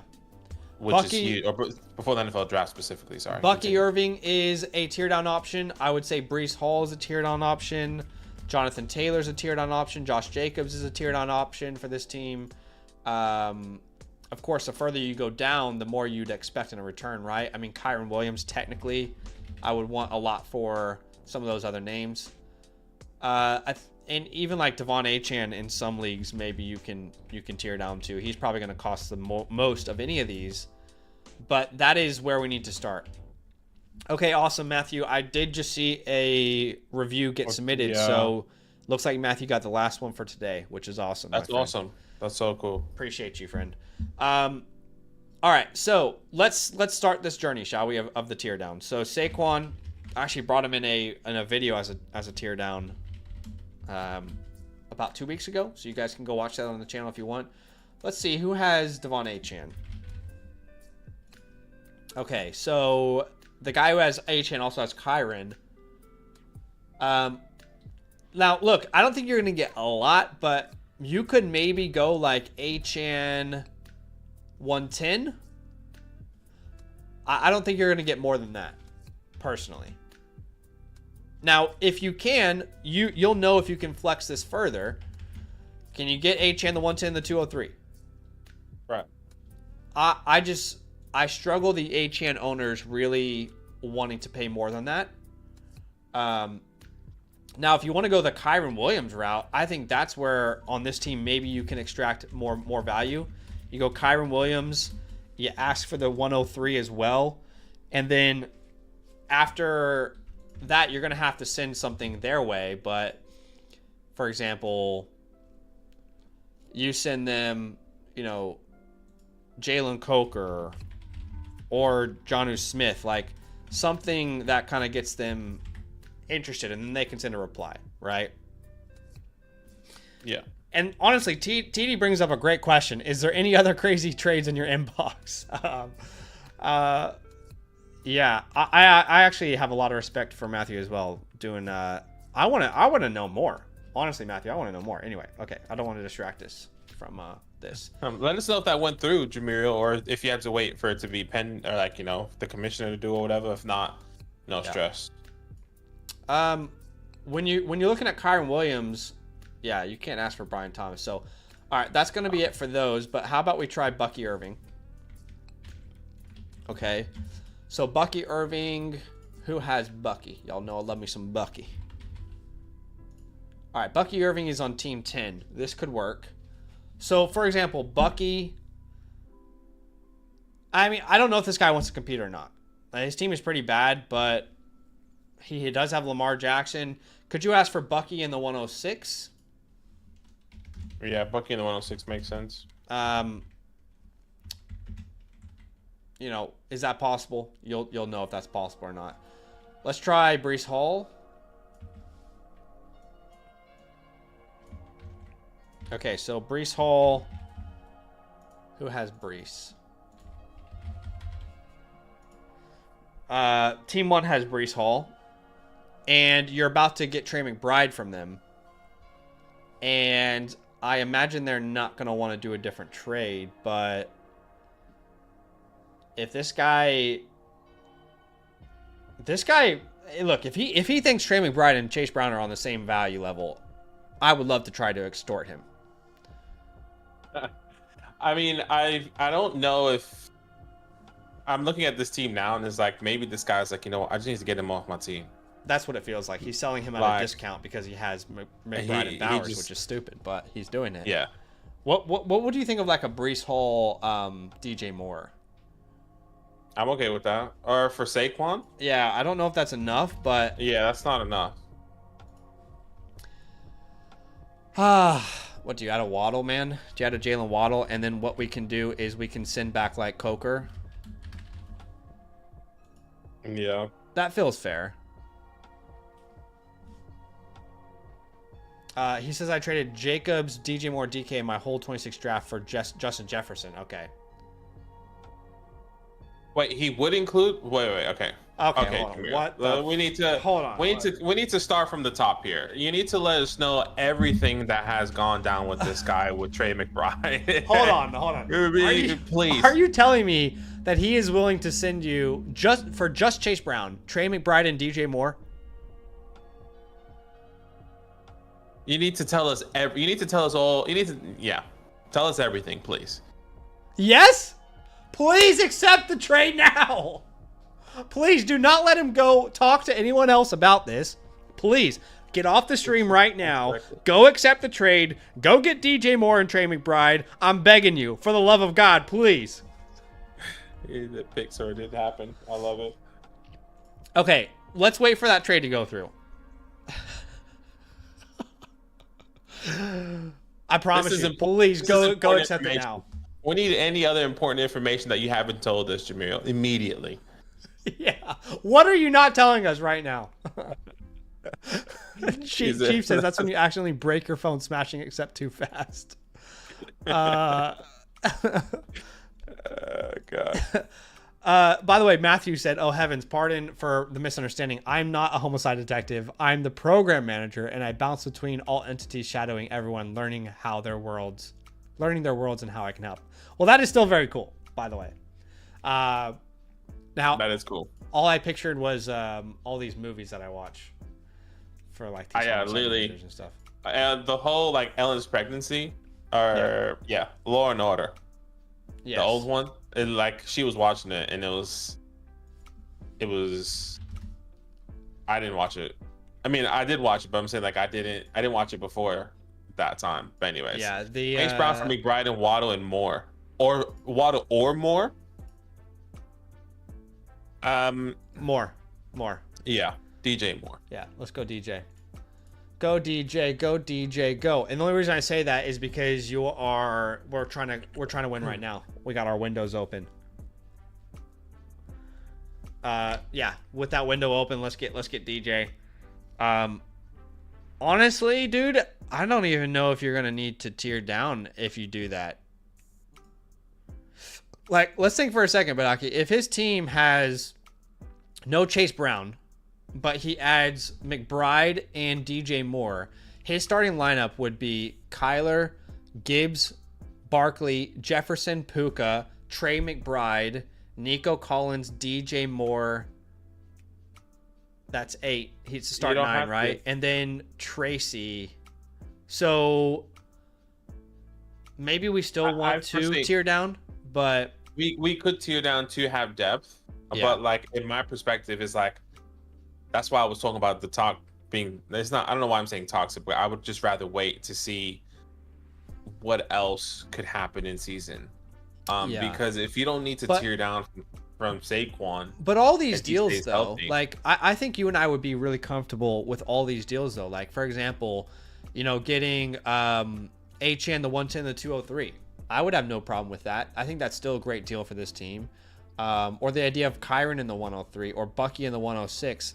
I still feel really good about all those options. If we get DJ Moore, we can remove this Breece Hall trade maybe. But yeah. As far as Puka Nacua goes, I'm gonna hold off on saying ideas because if you actually get that trade done, then I don't think we need to tear down for Puka, but maybe you look at Nico, like going from Nico. Yeah. Like Nico to AJ isn't crazy, or Nico to T Higgins isn't crazy. You know what I mean? Nico to in that range, staying in that range. Nico to AJ, Nico to Higgins, Nico to Wilson, JSN.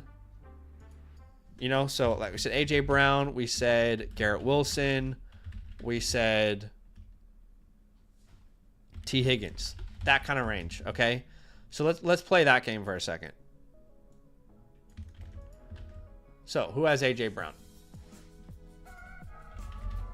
Let's look through this. Honestly, Carolina fan. Shit now, I'll be honest with you.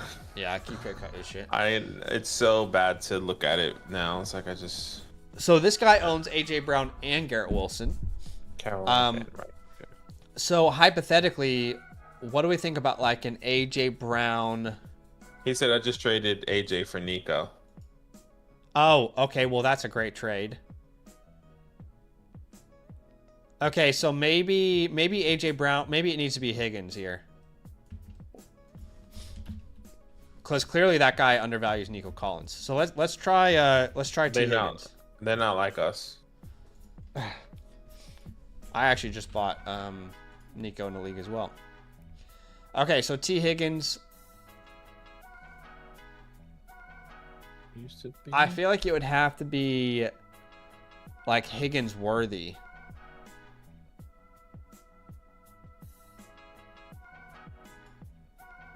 They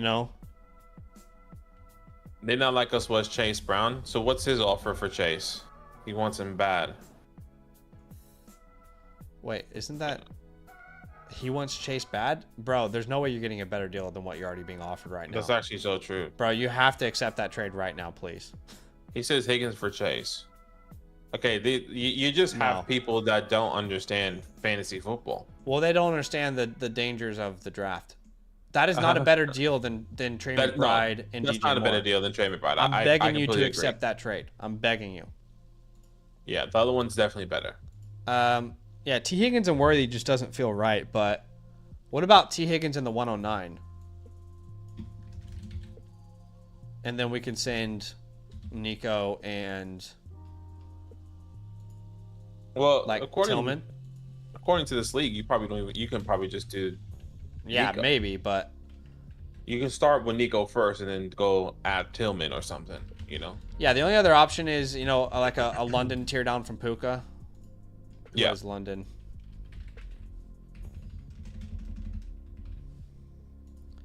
So London's team 1, it's the same guy. So like if we would have to do like London and do these in separate deals because just get that deal done. Honestly, I the best advice we can give you on this entire review is get the deal done ASAP now for Trey McBride and DJ Moore.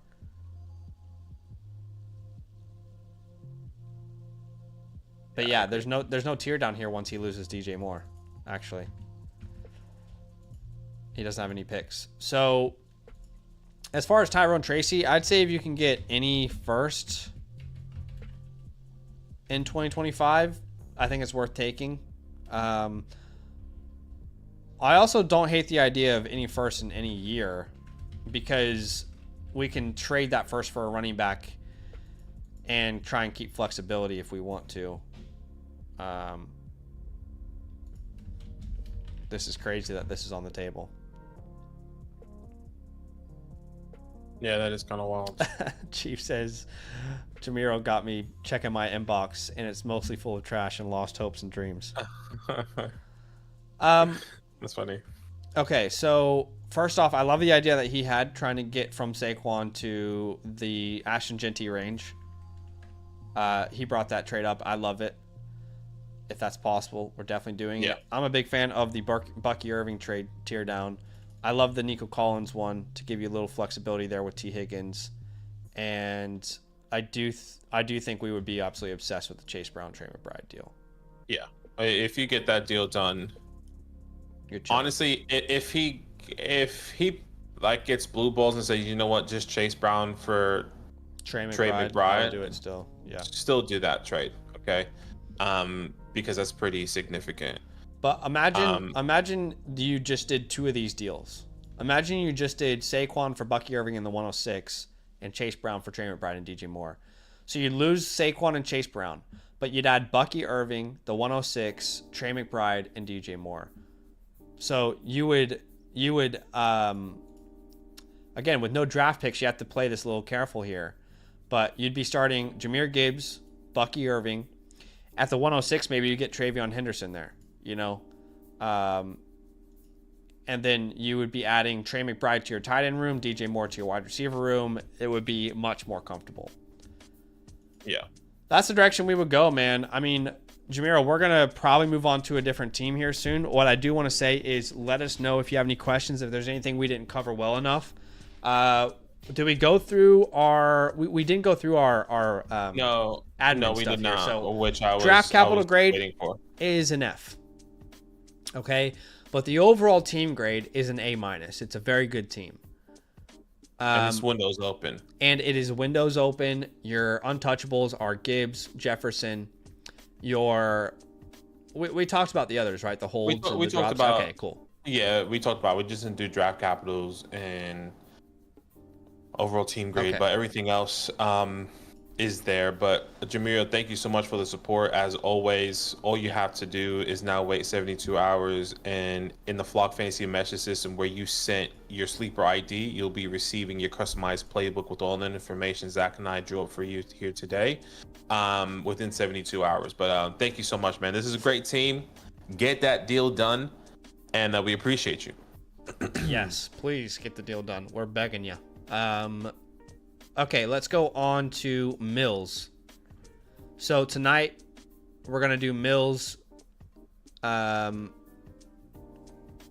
think we'll go Mills, Apples, and Malfs. Matthew. Yeah. And then that'll probably be the last 8 will be the first one on the next stream. But if you guys are out there and you're watching, y'all know the spiel by now, but we are reviewing teams, giving team playbooks. Team playbooks are a customized guide for your offseason with customized trade targets. Just understanding like what to do with your league, what to do with your draft capital. Become a land member annually on a Mother Flocker tier, or you can go to the Flock store and purchase a team review there, regardless of what promo code you're on. Okay, if you become the yearly annual member, Mother Flocker member, you'll get a voucher, and we also think it's the best bang for your buck, Because not only do you get the 2025 rookie reports, you get the playbook, you get free trade question voucher, our rankings, premium tools, databases. It's the best bang for your buck. And we've got something else in the works, so stay tuned as well. All right, let's go to Mills here. Mills is the next on the docket. All right, so Mills 3410. And pulling up your team here.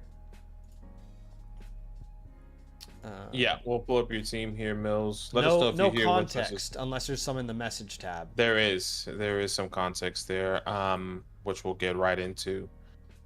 He says going into year 3 of this year, immediately sold to build for 2024. Hold on, draft. sorry, hold on. Just quickly, Madden's Pass says, did you guys get my team review, AP82? Yes, we did. But yours will be the next stream. You'll be the first person on the next stream. Is this you here down here, AP8 dash? Is that you? Is that you right there, my friend? Is that you, AP8 dash? Let us know.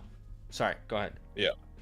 Did he give context in the message tab? Yeah, in the chat. I think that's Cade, right? Okay. Cade, let us know this is your team. Hell yeah, excited to see your thoughts on the team and the direction you think you should go. Okay, this must be Cade's.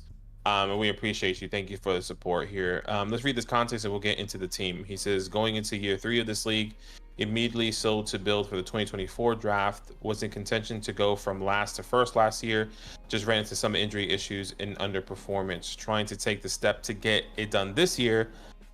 Genty will be a nice addition, thinking about packaging the 108 with somebody to tier up at wideout and get an alpha there, but curious to see what y'all think with this squad. And this is a 2 quarterback, 10 team start 11. So this is a rolling deep. Again, this is a deep team, yeah.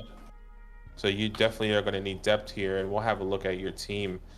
The biggest loser. By the way, appreciate you, Madden. Appreciate you for supporting my friend. We only had those 3 spots left, and people just got in at the same time there. But you'll be the first one on the next stream. I promise you that. Sorry, let's continue. Thank you so much, man. We appreciate you and your support there, AP. But Mills, it looks like you're ranked first out of 10. This is a 10-man league. Once again, rolling deep. The biggest loser. You're ranked first is your team name. by far. By the way, in my rankings, and you looks like you got a great team, especially for how deep the roster is. Why don't you go ahead and read this through for us? Yeah, Jaden Daniels, Caleb Williams, CJ Stroud, Kirk Cousins, Joe Milton. I mean, that's a lot right there. I'll tell you that right now. We can probably potentially sell one of these guys if we need to, but great quarterback room, especially in a super flex league. At the running back position, Bijan, James Conner, J.K. Dobbins, Jalen Wright, and the list goes on. I mean, Bijan with the 101 in the wings, phenomenal. Keep in mind, you can start up to 6 wide receivers or 6 running backs. Marvin Harrison Jr., Jackson Smith and Jigba, T. Higgins, Gary Wilson, Roma Dunze, and Chris Olave. That's your starting 6 with Jalen Waddle in the wings, Jalen McMillan in the wings, Wan'Dale Robinson in the wings, and you could throw Keenan Allen in there if he stays with the Bears. Yeah. With Brock Bowers and George Kittle, who you can also put in the flex option with the 101, the 108. And he's adding Ashton Genty. This is so close to a Thanos. You're not quite there, but you are by far the best team in your league. Right? I mean, by far. No question. I don't think this is Thanos worthy because look at the wide receiver room. The wide receiver room, there's no heavy. There's no top 5 guy. Yeah, there's no one in there that's we're saying, oh shit. Maybe if he had one. Maybe if there was like a Puka Nacua in here with no Chris Olave. Well, let's think about starting lineup right now if he keeps Genty. So it'd be Daniels, Williams, Bijan, Genty, Marvin, JSN, Bowers, and then he needs to start 4 other players, which would be Higgins, Wilson, Adunze, and then either Connor, Olave, Waddle, McMillan. I mean, for the fact that this is a start 11, it's such a deep roster, you are kind of like a baby Thanos, but we have to really keep that for the rarest of the rarest of the rarest teams. I mean, if you go back and you look, what review is this? 141. We've had 2 Thanoses. That's just 1.4% of teams. So yeah, you could be the next. You could be the next. You are Thanos, and you have 1 stone. Yeah. Your Thanos Like with the time stone or whatever it was. This is how good your team is, but you still only got one stone. Yeah, Thanos with the small hand is perfect. Yeah, no worries, that as Josh. well. You're totally okay, man. Hope the volleyball game was good, and I'm excited for you to watch the review. He says Yeah. that's what I'm curious about is to see who to package to reach Thanos level. Which we can definitely help you. By the way, Ashton Genty is gonna be like a big reason why you're getting there. So I don't think for his team there's any reason to sell an Ashton Genty. Just wanted to say that before we continue. Like you have so much depth, but in a 10-team league where you already have that depth, I think Genty should stay home. You already have Bijan Robinson. So for me, I think the only way I'm selling that pick is if it's Jahmyr Gibbs. Outside of that, I think I'm keeping the 101. Now, your untouchables are Bowers, Daniels, Bijan, and the 101. You have 4 untouchables. All right. Yeah. Your holds on this team, I would say Adunze for sure. Wilson feels like a hold because we're constantly trying to tear down to him. You can only do 2 holds, by the way. That's fine. As far as drops, you got plenty, but you can drop Shipley if you want. Some people are like, well, he's going to become the backup. Yes, that's fair enough if you want to keep him as the backup. And then you can drop. I would say drop another one of these running backs. Probably Theo. I don't know. Okay, Theo Johnson. We can do Theo Johnson because you got Brock Bowers and George Kittle. Actually, I would rather drop like Kamani Vidal personally. Yeah, Vidal's a good one. Actually, let's drop they him. like if they don't, they like Theo. Theo can play a role, but doesn't mean anything for your team specifically. But maybe you can sell him later. Jamiro says he said no. I waited too late. That's all right, man. Just be patient. See what other offers come your way, and try some of those offers that we said as well. Yeah, that happens, but that's okay. And by the way, if you guys are ever in a position like that, you can buy a trade question on the site, a voucher on the site for a trade question, and we can reply to that sooner. Okay, but yeah, so thinking through the starting lineup, Daniels, Williams, Bijan, Connor, are Genty. We've gone through this. It's an A flat starting lineup, really. It feels like A plus, but let's put A flat. And you're very clearly a contender pathway. Yeah. I'm just thinking of like how can we get him there. Well, first things first, Genty and Gibbs, either one of those options with the 101 is going to get you there. I think Connor's fine to keep, but J.K. Dobbins is a sellable name. George Kittle is a sellable name. I don't really want to sell any of these wide receivers, which is what's weird about your team. Nah, I think all these guys are a little bit undervalued, and they could break out. 100%. I don't. If you're gonna use one, Higgins. So let's just say Dobbins, Kittle, Higgins. Again, not that we have to, but if he's gonna use someone in like a tier up. So again, if you stick and pick, you can get Genty at the 101. At the 108, you're in this range of a whole bunch of players, but I mean, like an Ibuka could fall to you there, a Henderson could fall, or Johnson, and then these later picks we don't really know at this point. There's no point in analyzing them. But the other idea is we can use the 108 like in a package to tier up. Yeah, that's what I was thinking. 108. Like 108 and T, you thinking? Yeah, exactly. 108 plus T Higgins. Does that get us CeeDee Lamb?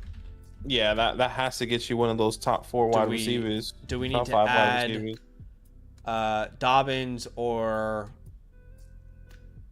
Kittle or like, you know what I mean? Like, I don't know. CeeDee Lamb's for some reason an affordable asset right now. I wonder what KTC would say about this. This is super flex, right? Yeah, super flex. So the 108 Higgins, how far off are we from Lamb? That says a fair trade, which is ridiculous to me. we know the Flock Fantasy trade calculator would actually value stars like Lamb more than that. But if you can do it without using J.K. Dobbins, beautiful. Fantastic, right? Yeah. I mean, does that mean that Jefferson is possible too? Well, or... that means it's not far off. Like the Malik Neighbors, I think if you add Dobbins to right, Justin Jefferson and Malik Neighbors, that's what that means, from what I'm understanding what you just said. Yeah, Malik Neighbors. So like if you can get these top 4 wide receivers, I'm happy for you to do that. And that can easily put you closer to that Thanos contention or that Thanos tag there. CeeDee Lamb, the Pukas and the Kuas. What about Brian Thomas? Well, that actually, I was like, that actually just might be. What I would like to do is I want to find a tight end needy team, right? So how about Sumo being, for example, they have Nico Collins. What if we just tear up from one of our like Waddles or something, like Waddle Kittle, or like Olave Kittle, Waddle Kittle, one of those names for Nico Collins. Yeah. Love Waddle, but if I can get a guy like Nico Collins on this team, I think that's a game changer. You know, we said Olave's interchangeable as well there. You know, so those are both great options as well. I mean, even if you just add a Nico to this room, it gives it a lot more authority, I'd say. Yeah. Okay, so that's one team. This guy needs a tight end. He's got Kelsey, but he's got nothing worth noting. How about Short Bus Divas, who has Jonnu Smith? They have Neighbors, Puka, Chase, which could be perfect. Let's try and get... let's try and... what if we did T. Higgins plus the one plus George Kittle? We could and try we went that. out there and we tried to get Puka Nacua. This is a tight end premium, by the way, just half point premium. Yeah. Puka Nacua, he has Neighbors. Is that all? He's got, yeah. So is he willing to part with one of those names? You know, that could work and you still have your 108. That actually is maybe a great option for you. Maverick, as we get to the top here, they might not be as desperate. Yeah, I mean, Brian Thomas is there. So what about Kittle? I almost feel like you're paying too much for Brian Thomas, but can you get Brian Thomas plus the 206 or something? I don't know. 208? Is that possible? Sure. Is it not? It's another way you could do it. Yeah, I like that. So again, trying to find a way to tier up. You really don't need to tier up at any position outside of wide receiver. Really. Like you're pretty much solid across the board there. It's not a bad if you just stick and pick and you add Hampton and Caleb Johnson or something. That could be an incredible outcome for this team. But what you could also do is add Ashton Genty, and then we talked about going out there and getting the CeeDee Lambs of the world. So you lose the 108, you lose Higgins, but now your starting lineup is Daniels, Williams, Bijan, Genty, CeeDee Lamb, Marvin Harrison, Brock Bowers, JSN, T. Higgins, Garrett Wilson, and then one of Connor, Adunze, McMillan, Yeah, I can. But you remove Higgins from that. My bad. Yeah. So I think that's an incredible option. I really like the idea of either using Olave or Kittle to get Collins. The Higgins, Neighbors territory, I really like. Is there one of these that you like? Yeah, I like the Neighbors one. Oh, no, you did Neighbors already. Yeah. Let's just do the 101 for Gibbs. Yeah. The only other thing I will say is in a tight end premium, let's look at these teams that are tight end needy and if they would give you a draft pick. This guy doesn't have one. He's not going to give you the 104.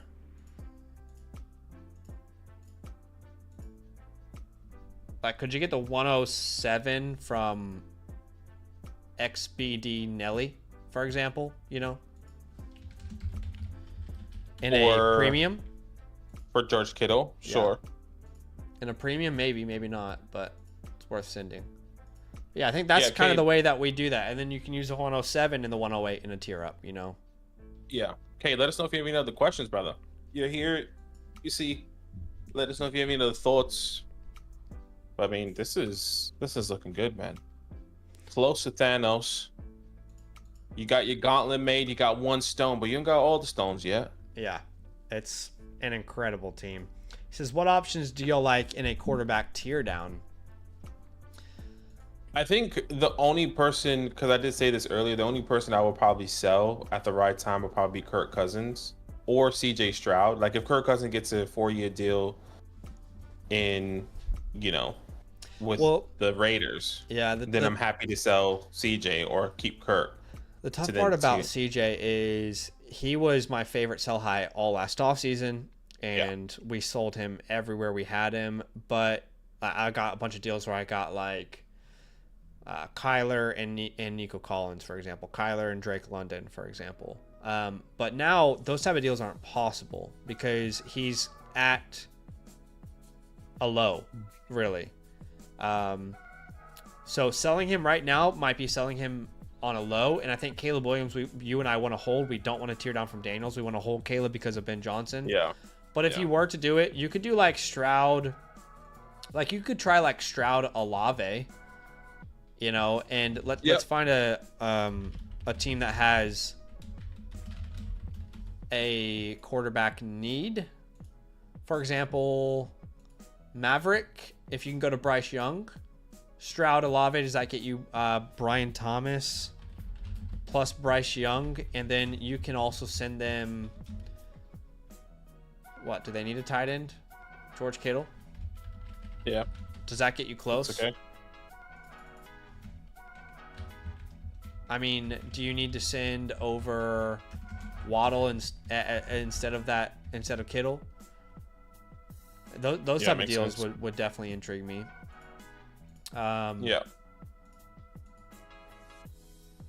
Yeah, even like an Amon-Ra type of offer, Goff Amon-Ra. Kind of like the same deal. Jared Goff plus Amon-Ra St. Brown. And does that guy need tight end? Not really, but it's a tight end premium. Maybe he gets interested. Dak Prescott. This guy just doesn't have anything worth tearing down to.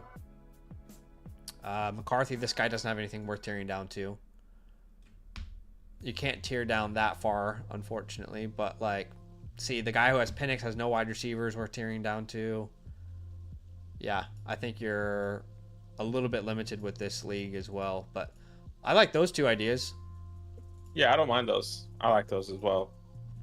In fact, I really like that Brian Thomas one we talked about. A lot, actually. But yeah, like we said, Cade, let us know if you have any more questions, man. If there's anything we didn't answer well enough. But appreciate you, my friend. Your playbook will be sent to you within 72 hours, right? It'll be completely customized to everything that we talked about today. And we appreciate your support, man. Appreciate the love. Appreciate the support. Very, very kind of you. Yeah, man. Thank you so much. So let's get on to the next team review here. Just quickly want to reply to the chat. Derek says, if you put aside your team is win now or not, your thoughts in a startup on drafting either Mark Andrews or Isaiah Likely. If Mark has been pretty cheap in non-tight end premiums. We've seen him go on like round 8, and I like that a lot. But I wouldn't draft him in like the first 5 rounds. And if Likely goes round 15 and Mark is round 10, I'd probably still go Likely at this point. By the way, TD says rebrand is super clean, which is awesome. Hey, appreciate you, man. Thank you so much. What's up, Kyle? When you get a team review from us, you also get a team playbook. All right, and that is sent within 72 hours. Now, when you go to the site, you can either get an offline version, which is the baseline, or you can do the $10 extra to get the live review with it. So up to you. But everybody gets the playbook, all right, which you'll see here. This is just an example. But everybody gets their playbook. But it just depends on whether you want the live review with the playbook or just the offline review, right? And it's just the extra $10 for the live review with it. All right, let's go to A+. Is A+ with us in the building? This is an 8-teamer, so this will be really interesting. But is A Plus with us here? Yeah, let us know if you are here.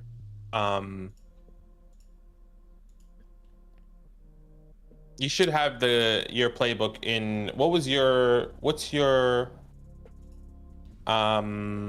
team, Kyle? What was your username on Flock? what's Fantasy? your username on Flock? Because I sent out a bunch earlier today. Is it Kyle0895? Let's see. Just Toucher. Yeah, no, definitely... it's actually in your inbox right now. It's just the Flock side is weird.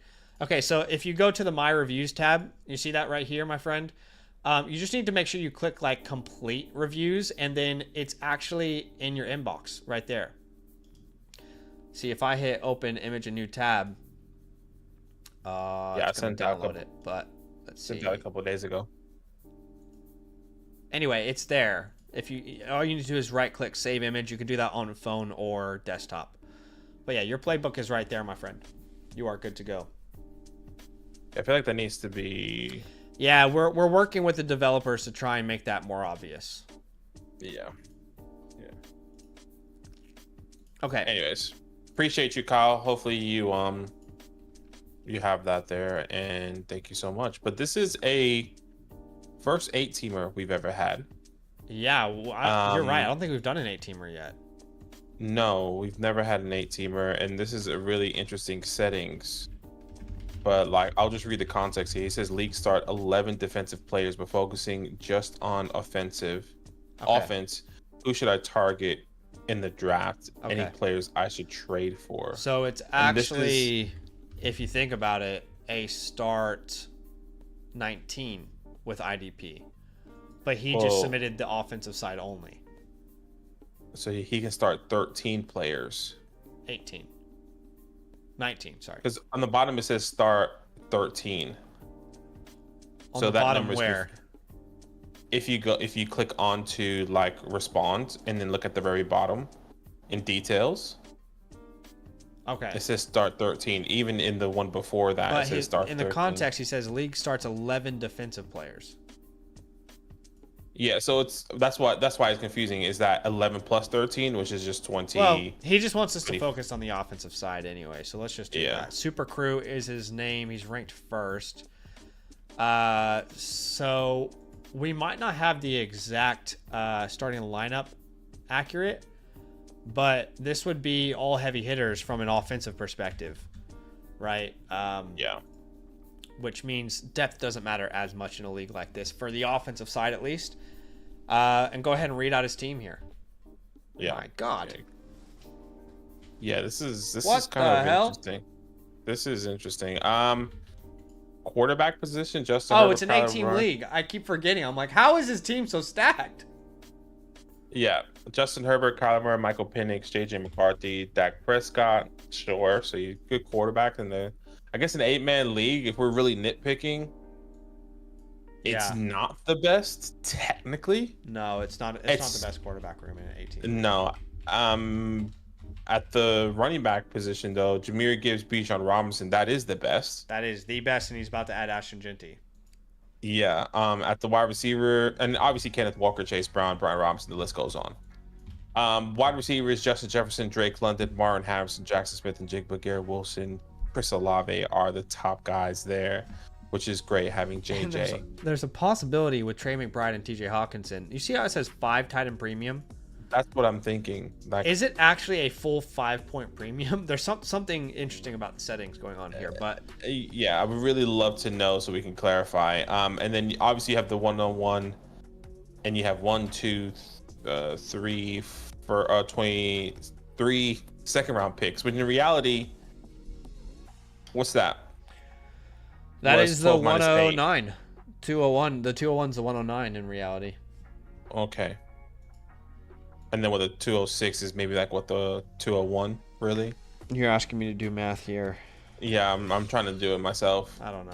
Like early second, right? Yeah. So look, you know, I'm trying to decide if this is Thanos, and hear me out. The quarterback room in an 8-team league is the only thing holding me up here. But the fact that he will have on his roster Gibbs, Bijan, Jefferson, McBride, and he adds Genty. Even though it's an 8-team league, I do feel like I lean Thanos. The quarterback room is just not there for a Thanos, though.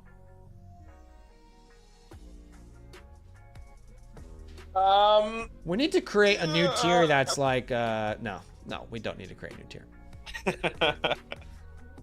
We would literally never stop creating tiers if we started doing that. What do you think? I feel like we can make some moves here to make this Thanos. I think we can definitely make this Thanos. I think what I can't get past is really not understanding how many starters there are, because it does say start 13. Yeah. So if that is truly start 13, we are only speaking from an offensive perspective, though. 100%. If this is a start 13 on an offense perspective, then this is a really deep league. This is not heavy hitters in an offense perspective. Yeah. So if we think about it, is A+ with us anywhere in the chat, maybe? Because if it's 13, so that means Justin, Kyler, Gibbs, Bijan. Then you have Justin Jefferson, Drake London, Trey McBride. Okay. Here's what I want to do.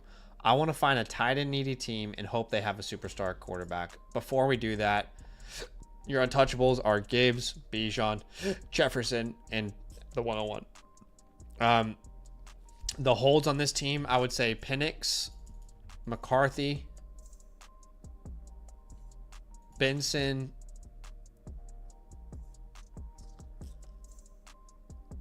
Marvin Harrison. I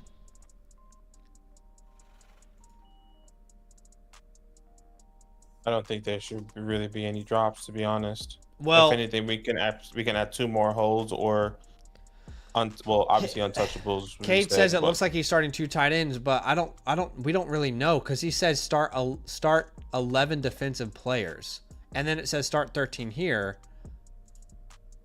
That's why it's confusing. Like, I want to get this right for him, because you know what? Why are we saying? Okay, hold on. This is start 13. This is true start 13. Okay, this is a start 13. We need to rethink this. Why'd you say that? Because why did we ever think it was a start 8? The reason I thought it was a start 8 is because it says 18. You started with, that's what I was trying to say. That's why I was like, there's no way this is Thanos to me. I was trying to clarify that to you. And that is why I am now saying let's reframe this. Okay. Yeah.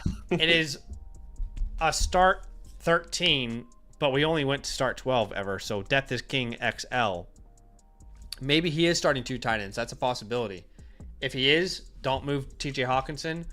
But right now the starting lineup would be Herbert, Murray,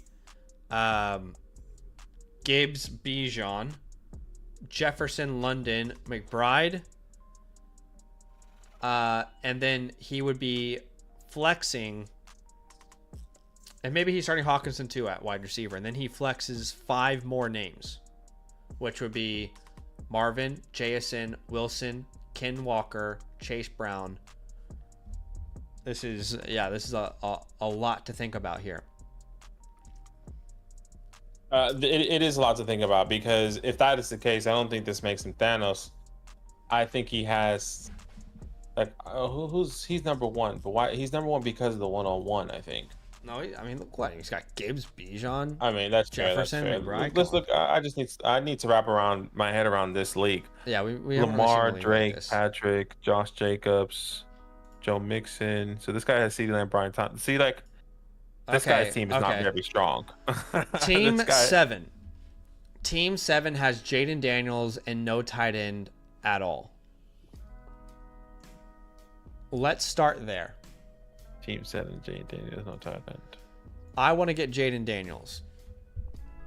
So, sorry, we want to go, and honestly, I know if he start 2 tight ends, we can rethink this, but he also has Tucker Kraft already there. And it's a start 8, and he has a 201, so we can move Hawkinson here. Like, Hawkinson, Murray. And honestly, we can add the 206 if we need to. We can add the 301 if we need to. I don't know. Like, what will it cost to get to Jaden Daniels here? Because I'm willing to pay it. Do we need to pay more? Is that not enough? Do we need to rethink how much it's going to cost? Do you also want Dak Prescott?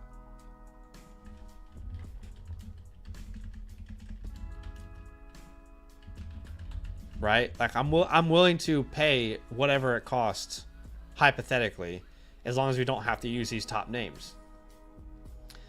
Yeah. So that could definitely work with that team. How about... I'm just looking for teams that are tight and needy. Yeah, I mean, this guy's probably not going to need to sell. This guy has Evan Ingram. He has Lamar Jackson as well. So why don't we try with him? Try and get Lamar Jackson. Again, pretty much the same package. I'd pay that package for either of those names. Yeah, that's fair. I mean, I would pay more than this, but as a starting offer, if that gets them interested. I mean, do you send the 101 in this deal as well? And grab Brian Thomas, you know, you can get creative with it. So I think that's how I'd like to tier up from quarterback. I think Kyler's the one that you do it with. Penix and McCarthy are rather holds. You could do it with Herbert as well. It might be cheaper with Herbert to do it. But I think that's the way you do. You try and target a tight and needy team. And then, by the way, when you come into the draft, remember that it's an 8-team league, and it's defensive players. So at the 201, one of those tight ends is going to be available. Well, so I need to do this math. 201 is basically the 109. So if you think about that, 9, 10, 11. You're going to have one of Loveland or Warren available there if you wanted to refill tight end. And then the 106 is almost equivalent to a late first. And keep in mind, IDP rules as well. So there will be IDP players throughout this.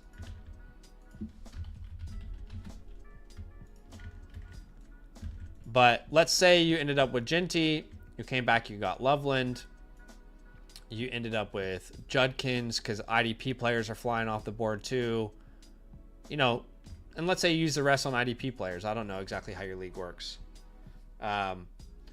Yeah, I don't think it's a 5-point premium for tight ends. That's why I think something is off a little bit. But let's just say hypothetically this is, you know, how it panned out. So you add Genty to your team, which is already ridiculous.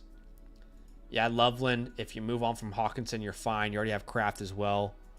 I mean, you know, it is a good question that Tyler brings up. Is Hunter an option at the 101 and IDP? Yeah, wow. We've never had to think about this. I do think he's an option for sure.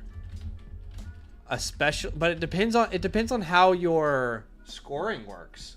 I just, I think we're just so oblivious to IDP, or we actually don't understand. So like, no, I understand, but everybody here's what I'm trying to oblivious. explain. I have no idea in IDP. I understand it, but what I'm trying to explain is there's not like a set baseline for IDP scoring. Like in some leagues, a tackle is worth half a point, right? In some leagues, interceptions worth 6 points or 3 points or 5 points. Every league is a little bit different in how they define how scoring works for these players. But let's say hypothetically, in this world, what if Travis Hunter is truly a lockdown corner where he's never even thrown the ball? You know? So it's something to consider. But if you're playing in a league where a cornerback gets good amount of scoring, like very good amount of scoring, then yes, you can totally take Travis Hunter at the 101. And by the way, this team doesn't even need Ashton Genty, which is crazy. So either of those are options. none of the trades that we're saying are exclusive to any direction you want to go. You can go in so many different directions with this team. I mean, honestly, I can package Dak Prescott and Chase Brown. You have so much flexibility because of the league and because of your assets here. So if we package those guys, can we tier up at running back? I mean, who needs a quarterback here? Stock Wheezy. Can we get Jonathan Taylor? Stock Wheezy. You know, we can overpay. That's an overpay, but we can do it. They need quarterback help. Can we get Devon Achane? Do you need the 206 with that as well? What do you need to make that happen? Remember, that's an early second because it's an 8-team league. Yeah, wow. You know, can we get Kyle Williams? I mean, it's just up tiering with people here. That's all. Can I use Dak Prescott and instead of Chase Brown, I'll use... Where are we? Where's our team? I'll use Brian Robinson instead to get Kyron Williams as an example. I mean, the amount of tier ups you can do is endless with a league like this. Yeah, this is kind of wild. I'm still confused. Still trying to think about what will be the best thing to do. Yeah, I mean, look, I feel like I've laid it out. Is there anything you want to highlight that I haven't? No, I'm just trying to make sure we cover everything because I'm trying to think if it is a full, if it is a 5. Like, I'm just thinking about the 5-point premium. Like, I know that sounds wrong, but if it actually is, then you take a tight end over Ashton Genty. Once again, I know that sounds... Yeah, you do, but I just don't believe there is any league out there that's actually a 5-point premium. Actually, okay, my mind is blown. I'm just like, what the hell is this? 8-man leagues are just so, like, that's not crazy, even an 8-man league. It's not a 5-point premium. Guys, I want you to think about that for a second. If it is a 5-point premium, okay, Brock Bowers scored 262 PPR points last year. He had 112 receptions. That would mean, dude, okay, hold on. 112. That's what I'm saying. Like 5. Hold on. And what I need to do is I need to take the 262.7 minus 112, and then I add 560. Okay, so he would have scored 710 PPR points last year, Brock Bowers would have. And on a per game basis, that would have been 42 points per game. I promise you it's not a 5-point premium. If it is, then you don't sell any tight end at any point ever. Well, that's why I think, since it's such an 8-man league, I think people would put settings as crazy as that. Sure, they could, but it just doesn't make any sense to me, but it's possible. I hear what Austin's saying, but Austin, this is his quarterback 5 we're talking about. We're talking about an 8-team league. We're talking about the quarterback 5. I'm okay to lose Dak Prescott, my quarterback 5, in an 8-team league. You might be putting too much value on a quarterback, even though it's Superflex, in an 8-team league here, in my opinion, rather than getting a guy that you think can finish top 10 at the position this year. So, yeah, I mean, that's just my opinion on the matter. But don't really want to tier up from Marvin. I'd rather hold him right now. I mean, the last thing we can talk about is like using Olave plus, and like Olave in the 201 is the other idea I would have. Like Olave plus the 201, which here is actually the 109 if you think about that.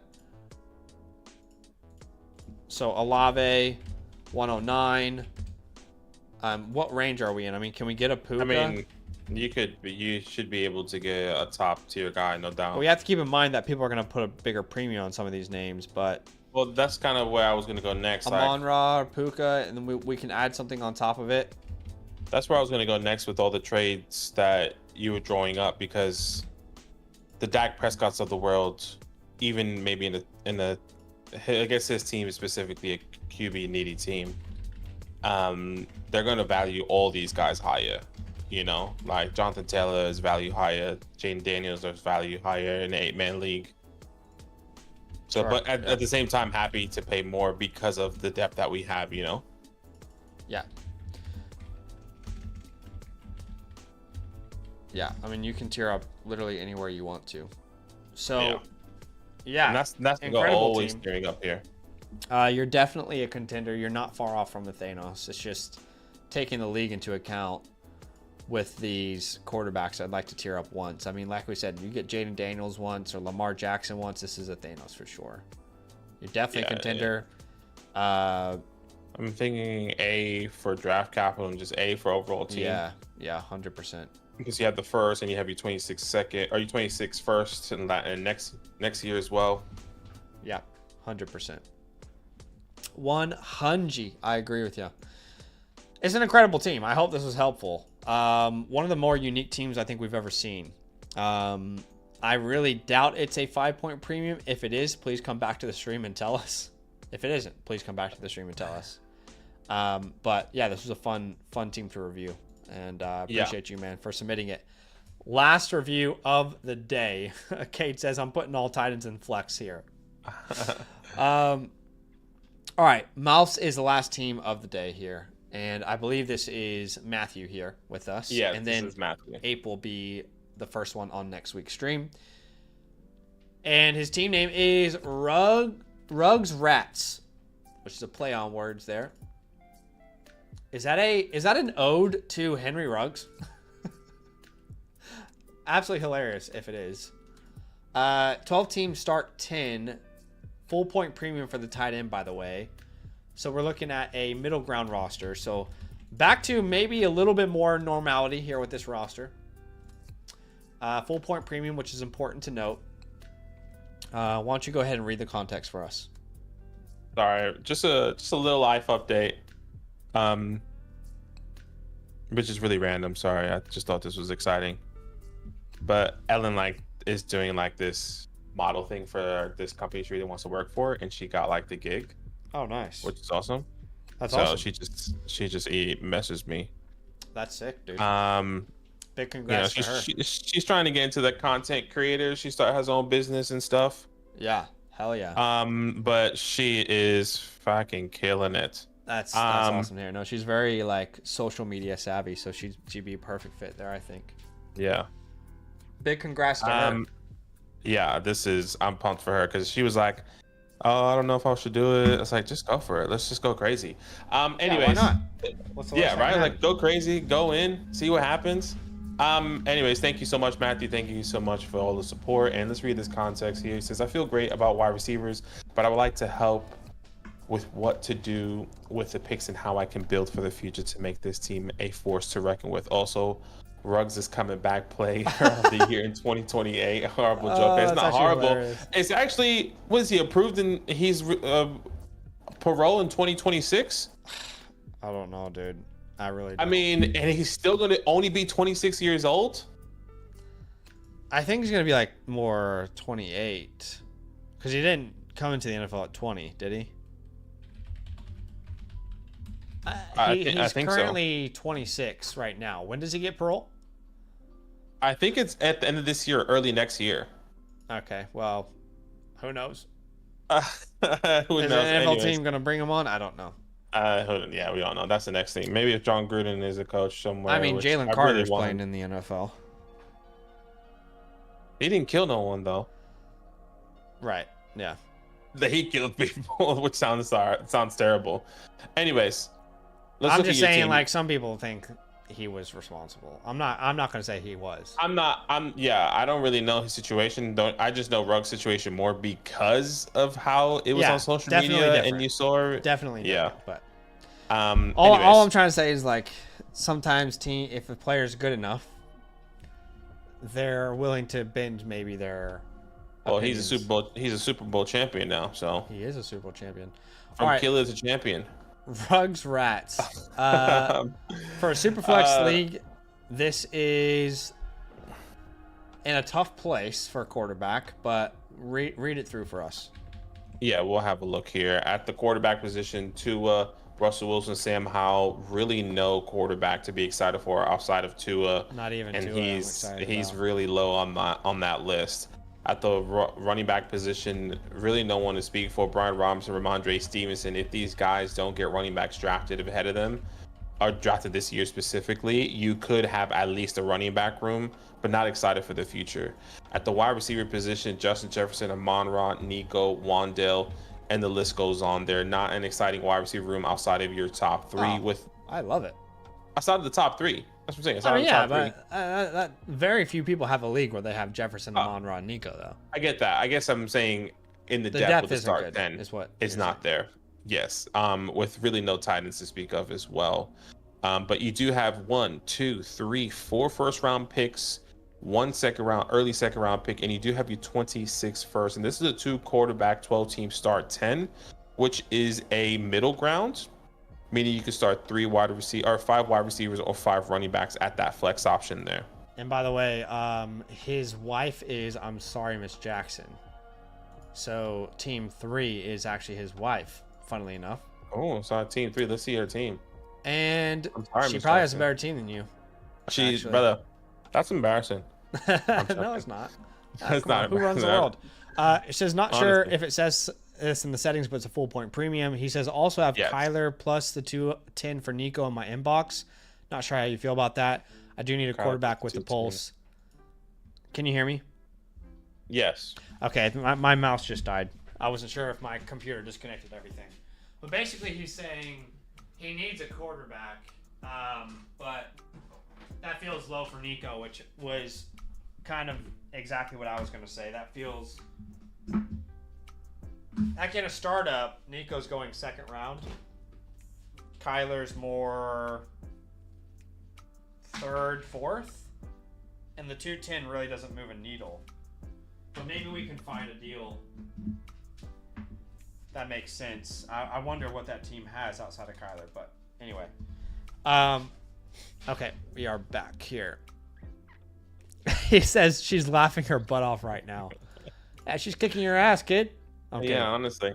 Okay. Come let's on, have a bro. look at Step this up. team. Yeah, just kidding. So If we're going to give the team a grade, we have to include the draft capital because it will obviously have a very positive impact on this team. He's done well there. The draft capital grade itself, I think you could say, is an A+. He has 4 firsts this year.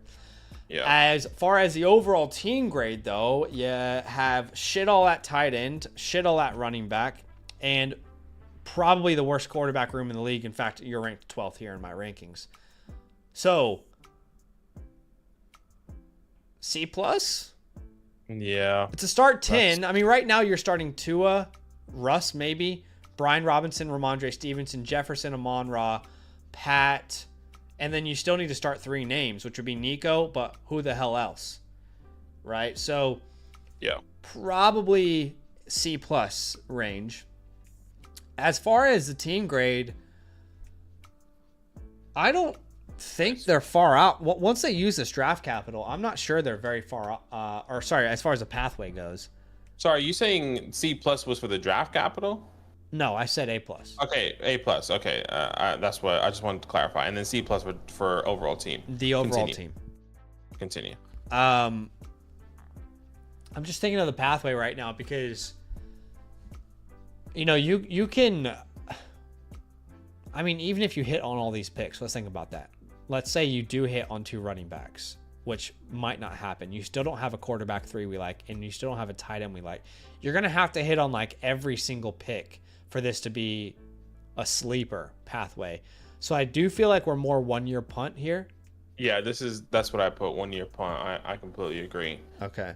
So we'll do a 1-year punt. And I think every decision we make should be with next year in mind. But I will say, if all of your draft picks hit, you will be in like a sleeper mode where you get in the playoffs, anything's possible. But we know the majority of drafts, not every player hits. I mean, 2024 was a very special year. And even then, not every player hit, So, well, I mean, I guess really just the running backs were shit. But point is, it doesn't always happen that way. Yeah, and So this is a full point premium as well. full point premium. Your untouchables would technically be Jefferson, Amon-Ra. Damn. But We got something in there, brother? bro, I've been talking too much. Damn. But yeah, I would really say Jefferson's your only true untouchable, but Amon-Ra will put there as well. Yeah, that's what I have. As far as holds, brother, Say... I'll be honest with you, not much I'm loving here with your depth, but Malik Washington. Yeah, Malik Washington. I'm there with you. And he's becoming a worse and worse hold every day with Tyreek staying. Tyreek and everything, I agree. And outside of Malik Washington, I lean like AJ Barner because of full point premium. I like AJ Barner.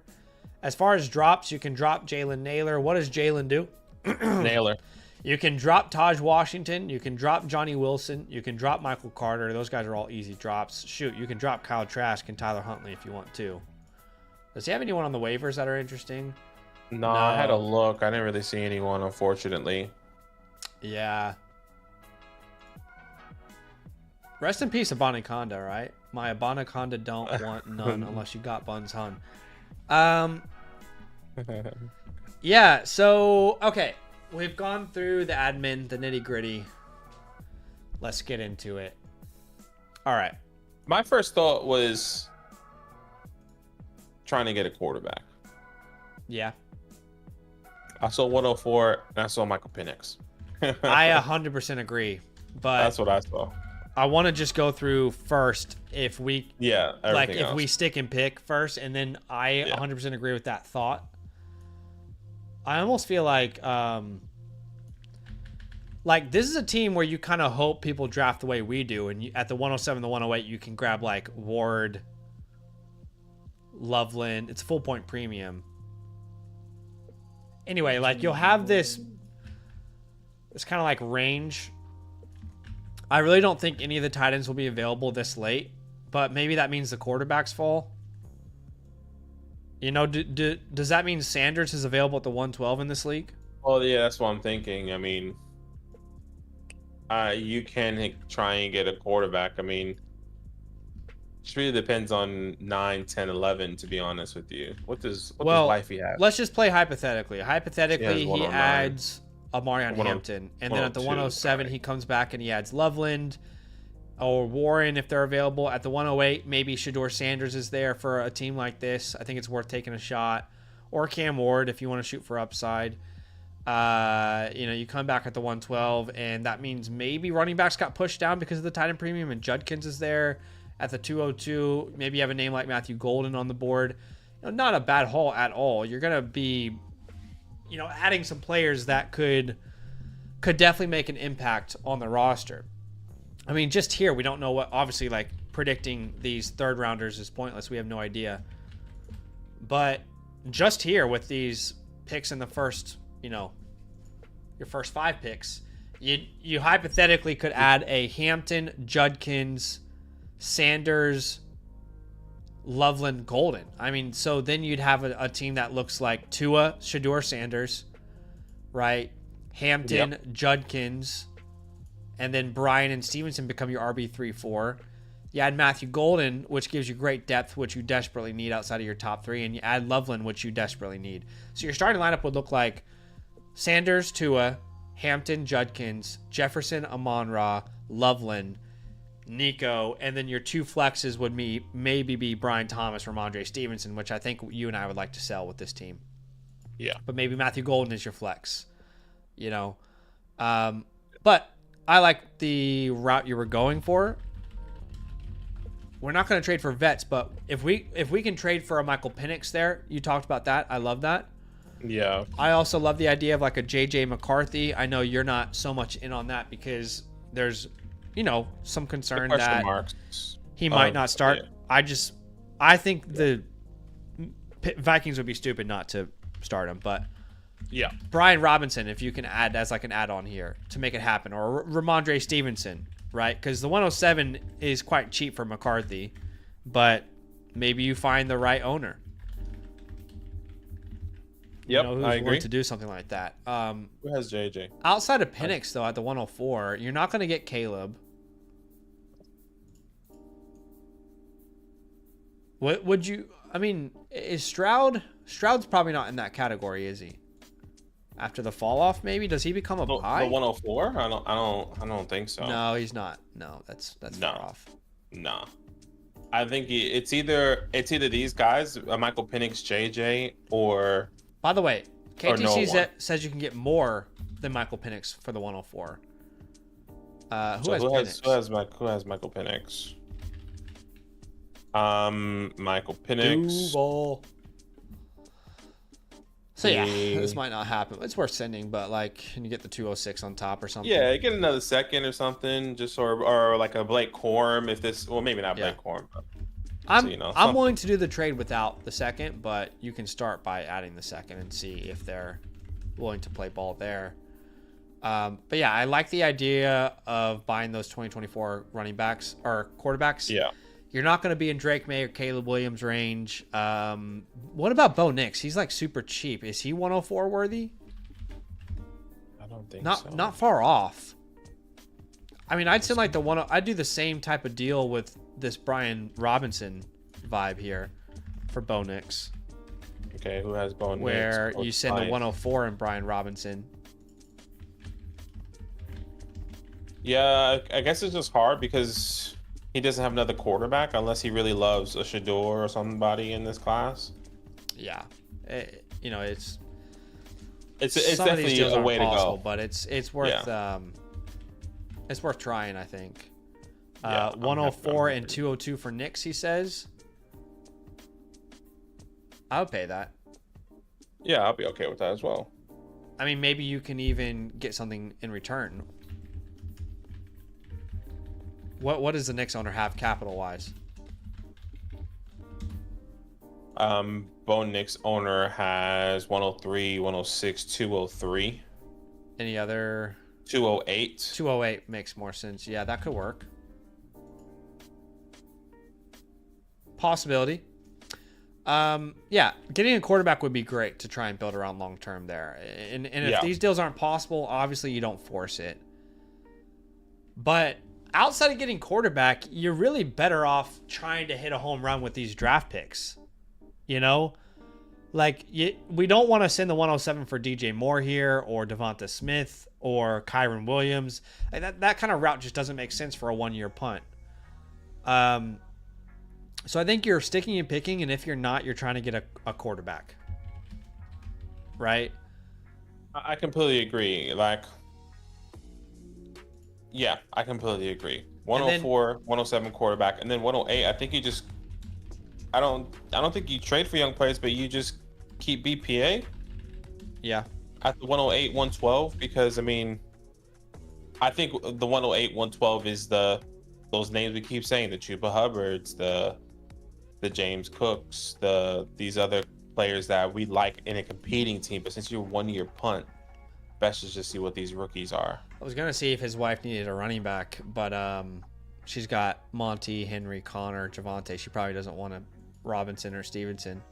Come on, wifey, let's make a trade. Huh? I mean, if she does like Ramondre Stevenson, you can ask for the 209. Ramondre, wifey? I know you like her. I know you like Ramondre. You can ask for the 209, but yeah, I don't blame her not wanting Ramondre Stevenson. Yeah, stand up to him. Say no. Yeah, which I don't blame her. I always love the idea of like trying to come up with a trade between these guys, but yeah, that's what if she wanted to tier up, AJ Brown just doesn't make sense for this roster. That's the problem. She would need like a younger player. Yeah, we can't really do like a tier down with these guys. Yeah, it's unfortunate. I love it. She's not playing ball. She's like, you're not gonna fool me. All right, Ramondre Stevenson. Any second in any year, we are totally happy with. And then as far as Brian Robinson, any early to mid second, right? So like in this class, if you can get the 201 to the 205 range, I think that's ideal. Sorry, that was supposed to be Brian Robinson. Those are really the only sellable names on here. The other idea is we can completely blow this up. Well, Jefferson, Amon-Ra, Nico. We tear down from every single one of them in a full rebuild. But I think this is more of a punt, which is why I'm leaning this way. I think it's a punt. I think it's a punt as well with the capital he has. Yeah. I think even if he had one first, I would have considered a full rebuild. Yeah, but the fact that you have all these first-round picks makes me think we really don't need to consider blow-up option. And, last option, don't do. It's basically like what we're saying. But, like, for example, like, he starts the year and all these 2025 picks look like they're not hitting at all. Then we would say, hey, maybe we can use Jefferson right now, get 3 first-round picks and a really good young player to really kind of spark the next part of this rebuild, But it is more of a one-year punt right now. Cade says, let's get the 102 from Wifey. I mean, we would have to use Nico Collins, but the issue is I think Nico Collins... Look, Nico Collins isn't a bad idea. That actually might suit both parties. I would value Nico Collins above the 102, though, myself. So we would need, like, Nico for the 102 and Ricky Pearsall. I don't know if she wants to play ball there, though. You can ask her. Like, that would be the only trade I think that would maybe make sense. Again, it would be Nico Collins for the 102 plus Ricky Pearsall. And, you can throw her back the 304 and the 310. I don't know. She went to the University of Florida, so she's not going to sell Ricky Pearsall. So He went to UF. Huh? but that's like the only wiggle room there. Like, Mooney doesn't make sense for a one-year punt. I mean, what about the 209? Would you do... Instead of, we wouldn't be able to give anything back, but like, would you do the 102 and the 209? My issue is, right now the consensus is Tek McMillan, and I just don't know if I'm going to rank Tek McMillan ahead of Nico Collins in the next 2 years. I think if this is the route that you want to go, Matthew, then maybe you should blow it up. No, don't do that. Don't blow it up. Like, if you're going to sell it, I feel like maybe we should just sell everyone then. That's how I feel. She said she would do that. Yeah, we need something more, though. I think I need something more than this.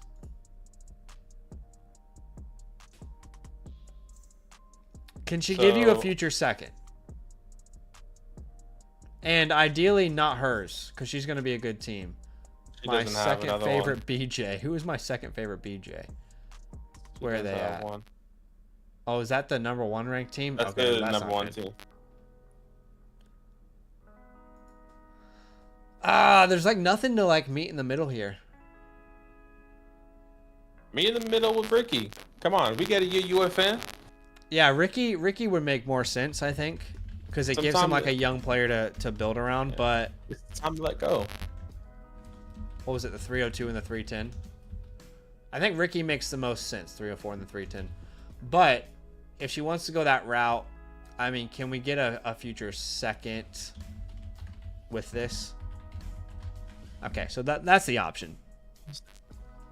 It's tough. But love the idea of getting Michael Penix. Love that idea. Love the idea of getting JJ McCarthy. Is there 2 that you want to highlight? I think we should highlight the Ricky Pierce. No, I'm joking. I say Bo Nix, one of the Bo Nix ones, however way that works, to get another quarterback, because that continues to keep you young. And let's just do Brian Robinson. Yeah. To give him options there. Hey, you know what? We can add Brian Robinson instead of the 310. I mean, come on, that's pretty fair. He's sweet talking to me. Nico Collins, Brian Robinson, the 304 for the 102 and Ricky. Maybe she can have a 9 away while you take care of the. Maybe you go buy her a nice UF shirt.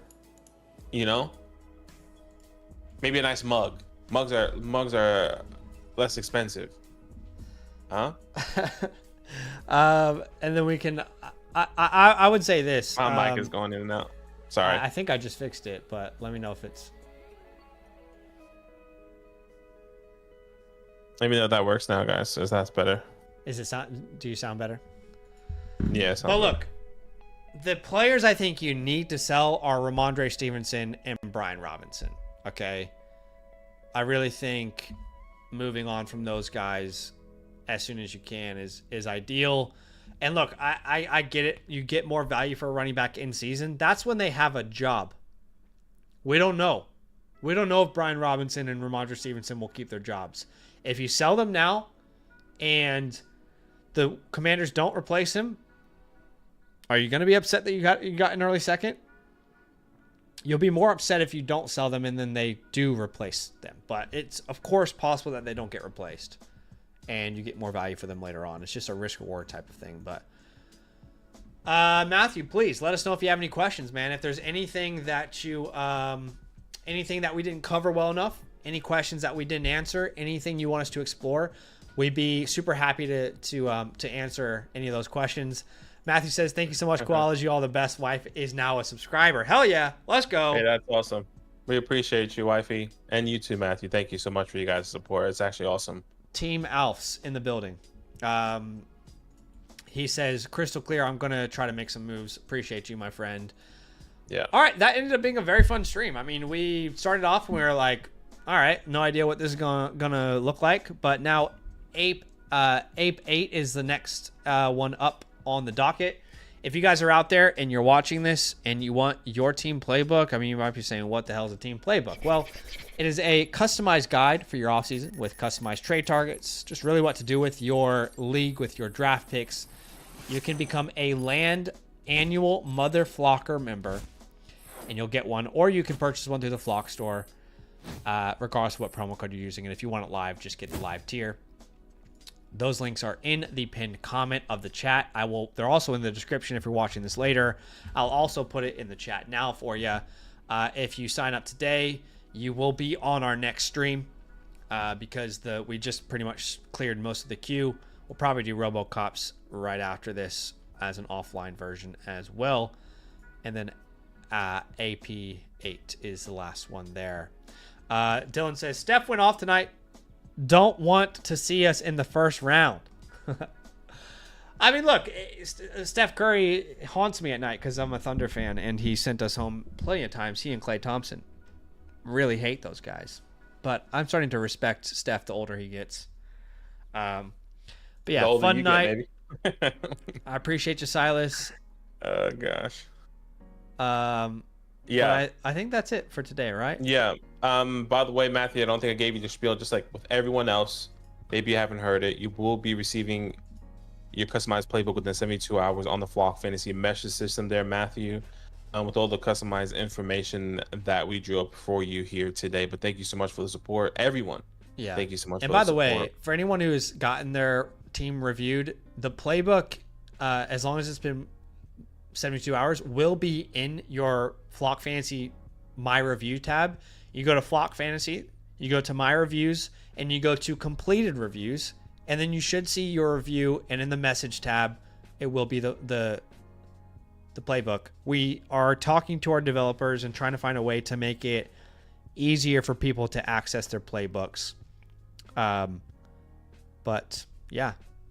Oh, sounds good, Matthew. We're excited to review her team. Yeah, that's awesome. And yeah, sounds good in the future. We appreciate the Alice family. Appreciate all of you guys. Sal says, do you have one question? What format is a playbook? I have an issue downloading it on my phone. It's just a PNG or a JPEG, either one. I can tell you exactly what it is. I'm pretty sure it's a PNG. Yeah, I think it is PNG. I've tested them on iPhone at least, and I can download them off an iPhone and any desktop. Maybe try desktop, Silas. But if you want, you can also DM us on Discord or Twitter and send us your email, and we'll have Badaki send it to you via email if you need as well. Android. Yeah. I feel like it should work for Android, but maybe Try and Silas, maybe I think not. what you need to do is like hold down on the image, and then there should be an option that just says download. Whether that's on your phone or your computer, or try another device. And if that doesn't work, I would recommend you clearing your cache. Just Google how to clear your cache on your phone, and then try and download it. And if not, what you should do is the next step. I can try and send it to you in a different platform, Just or send us you your can email. add. Yeah, I was gonna say, or you can just ask the developers and be like, "Can you just make this downloadable better?" or something. Yeah, I just went and I double checked on iMessage and I can download it, or on iPhone. But yeah, it was a little fiddly. Anyway. Yeah. Appreciate you, Silas. Joe, last question for today. Appreciate you, Joe. Says, any tips on having a successful expansion draft? I've never done an expansion I've never been draft. in one. Full transparency. How is so 10 team turns into expands 12. to 12, and then so those two teams then what would happen, I imagine, is you would be able to like save like a certain amount of players on your team from the expansion draft. So like let's say they say you can save 4 players on your team from going to the expansion draft. All right, and then I'm gonna block Jefferson, Gibbs, and then outside of that, all the other players go into a pool as draftable, I imagine. Okay. Yeah, that's fair. Something like that. But yeah, we try and only stay in our lane as much as we can. We try and only give advice on things that we are really well versed at. And I have to be honest, we don't do expansion drafts. I apologize, Joe. Yeah. Last question from Andrew says, Hubbard is my best running back. Do I need to do what it takes to trade for Brooks? No, you don't. No, Brooks isn't going to see the field this entire next season. I wouldn't be surprised if they draft another running back, to be honest. So I'd say no, Andrew. Yeah, I would just hold. And you'd be fine. Yeah. But thank you so much, guys. That is it for today. You know how to get your team playbook by now. We are going to be offline, but we will have 2 videos early next week. We didn't release a video late this week on purpose because early next week, we want to do an updated rookie rankings after the combine, and we want to do an updated Superflex rookie mock draft video after the combine. So there'll be 3 videos next week. I look forward to releasing those, and we will see you guys soon. Enjoy your night. All love. Love.